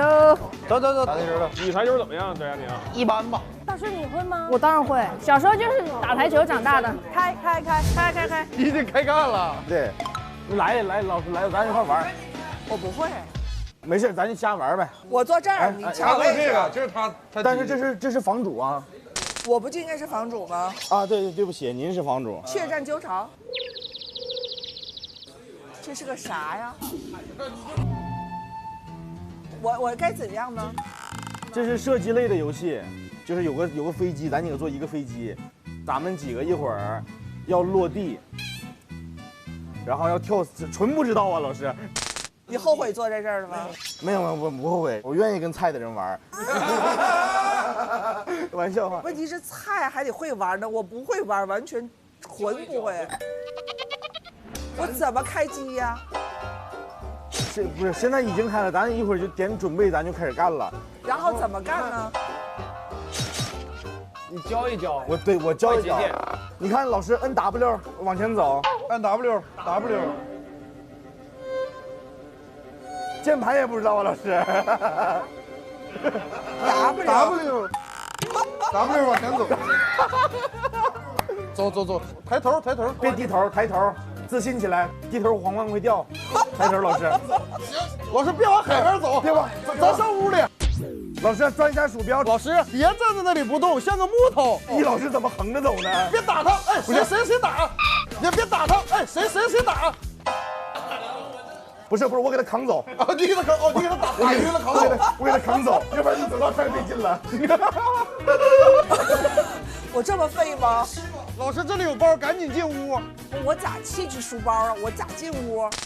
有点急眼了。先，没事，一步一步来啊。谁不太急眼呢？不行，汗都出来了，我都不敢跟你们走在一起。我去看看那风景，你们先忙活着。哇，好美！我想爬上树看看。易老师现在挺会玩，有自己的打法，到哪儿了先看棵树，拿这当植物园了。户外。我易老师，这是您。对我帅不？帅。对啊。大老师你也来吧。没，真的我就看会儿，我也不会啊。来，你跟着我一起，显得我不那么笨。大张伟，你不会是吧？我也完全不会。那可以，来吧。这儿有好多东西。你喜欢啥，你就往那库存里面拽。我都喜欢，这个不花钱是吧？你这意识还挺好，老师不花钱。对。然后都可以捡这些东西。套娃能拿走吧？不能拿走套娃。工艺品不行。上车。我咋上车？问 F 老师。啊，跟捡东西一样。你这提示也不看呢，老师。来，车在哪儿呢？哪儿有车呀？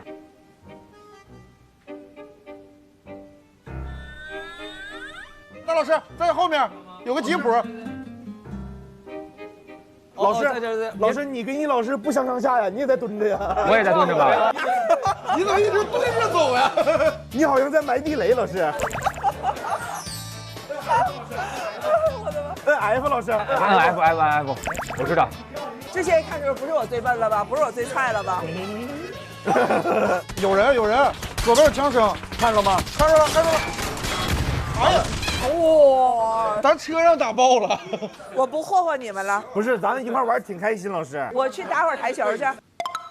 我来打。行，你就打吧。易老师，我告诉你，你要打这个黄色的很难。我从来没打过台球，我就试试看。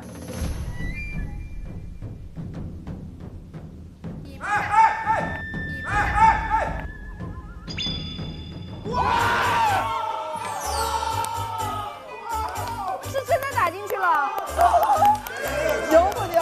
把这一段给我制成宣传片，反复播放。有拍下来了吗？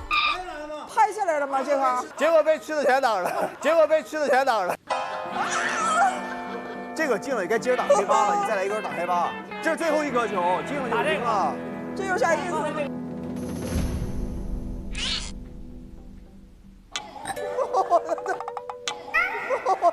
这拍到了，这干啥？这个全拍到了，所有人在抓这边。为什么呀？天哪！赢球了！大盆，至于你们接受惩罚吧，去炖周老师和翟老师的脑瓜。咱们愿赌服输，盆哥比谈仔的，我谈周一墨啊，行，可不可以？可以是吧？我谈周一墨。去吧。现在就开始吗？去。哎，那有啥东西啊？哎，掉你脑袋上了，你看这是啥呀？你是玩大冒险输没有，有一个东西掉下来了。使劲啊！使劲啊！我弹了5下了。弹吧。你看人多好。这不是肉。我不吃了，我吃完泡面了，谢谢。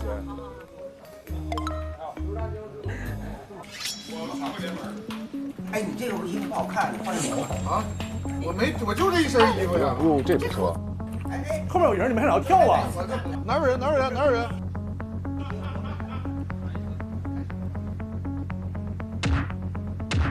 哎，你谁？不对啊！不是你跳包啊？啥玩意儿？你跳？啥我跳啊？我流鼻涕了，我流鼻涕了。不是，这周老板，这周老板吗？啊，是吧？他感觉到没？没有。他好像没啥感觉。没啥感觉到。周老板那个头太厚了，就他没感觉，我也没感觉。我想那不行，再补一下。哎，吴鼎，你那个什么，那个吴鼎，你刚才看到的人是那谁？你看错了，吴鼎，刚才有人。哎，上我，在我这边楼梯下面，来，楼梯下面就是。我来了，打了。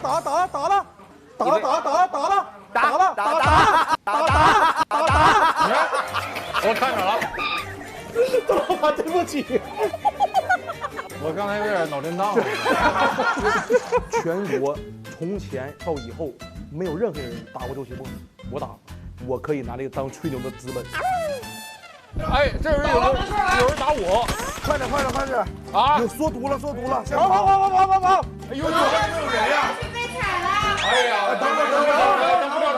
等会儿，你们先走吧。我们认识路。今天是幸福的一天，我觉得很放松。这个馆里面只有快乐。我觉得有那种回到青少年时期的感觉。虽然外面的世界还是有你作为大人要去承担的一切，但是有这种一点点时光，让你觉得自己很像一个小孩，还挺珍贵的。友情提示：未成年人不要去电竞馆哟。想来线下看选手们的演出吗？打开大麦 APP 搜索“不好笑就露宿街头”，进入线下演出许愿活动页，关注你喜欢的演员，并许愿你想看的演出城市，选手们可能就会来到线下演出现场哦。今天我们要去春游啦！哎呀，老师，哎，跟着我运动起来吧，出发！哎呦！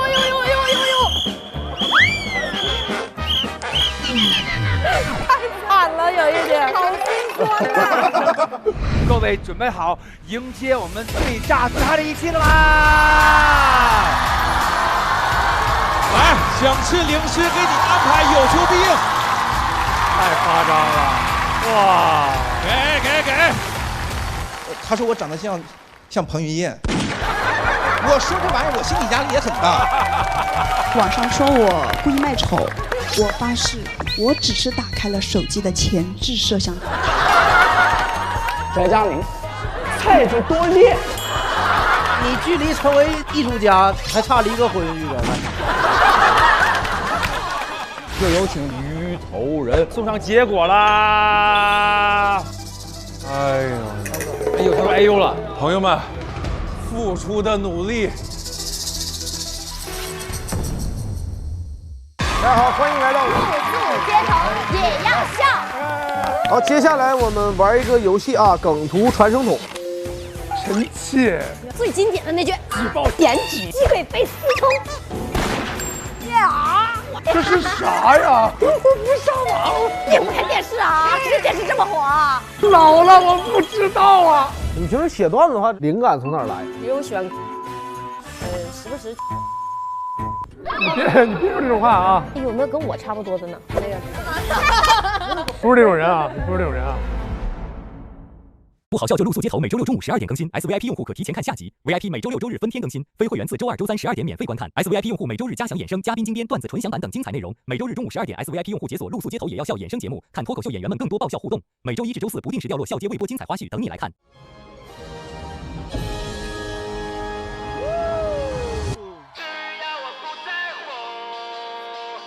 朋友们，一起掌声！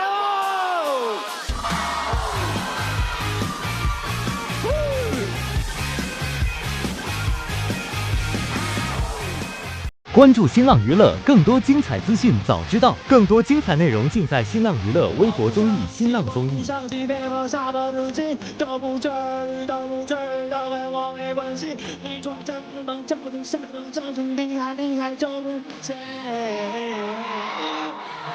我不生气，我不生气，别跟自己较劲。我爱自己，要爱自己，我要爱我自己。这个世界美得要命，一生就学但其面不自信。好的呀的呀，全都好的呀的呀，好的呀的呀，好的呀的呀，好的呀的呀，好美。来找一切，只要我不在乎，就没人能够伤害我。只要我不在乎，就没什么能伤害我。只要我不在乎，就没人能够伤害我。只要我不在乎，就没人能够伤害我。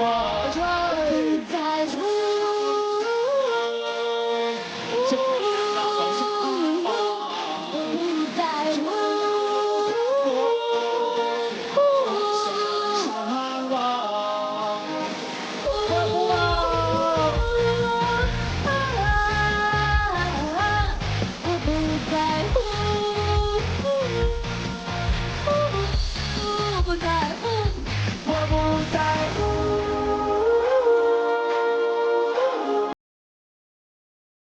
我不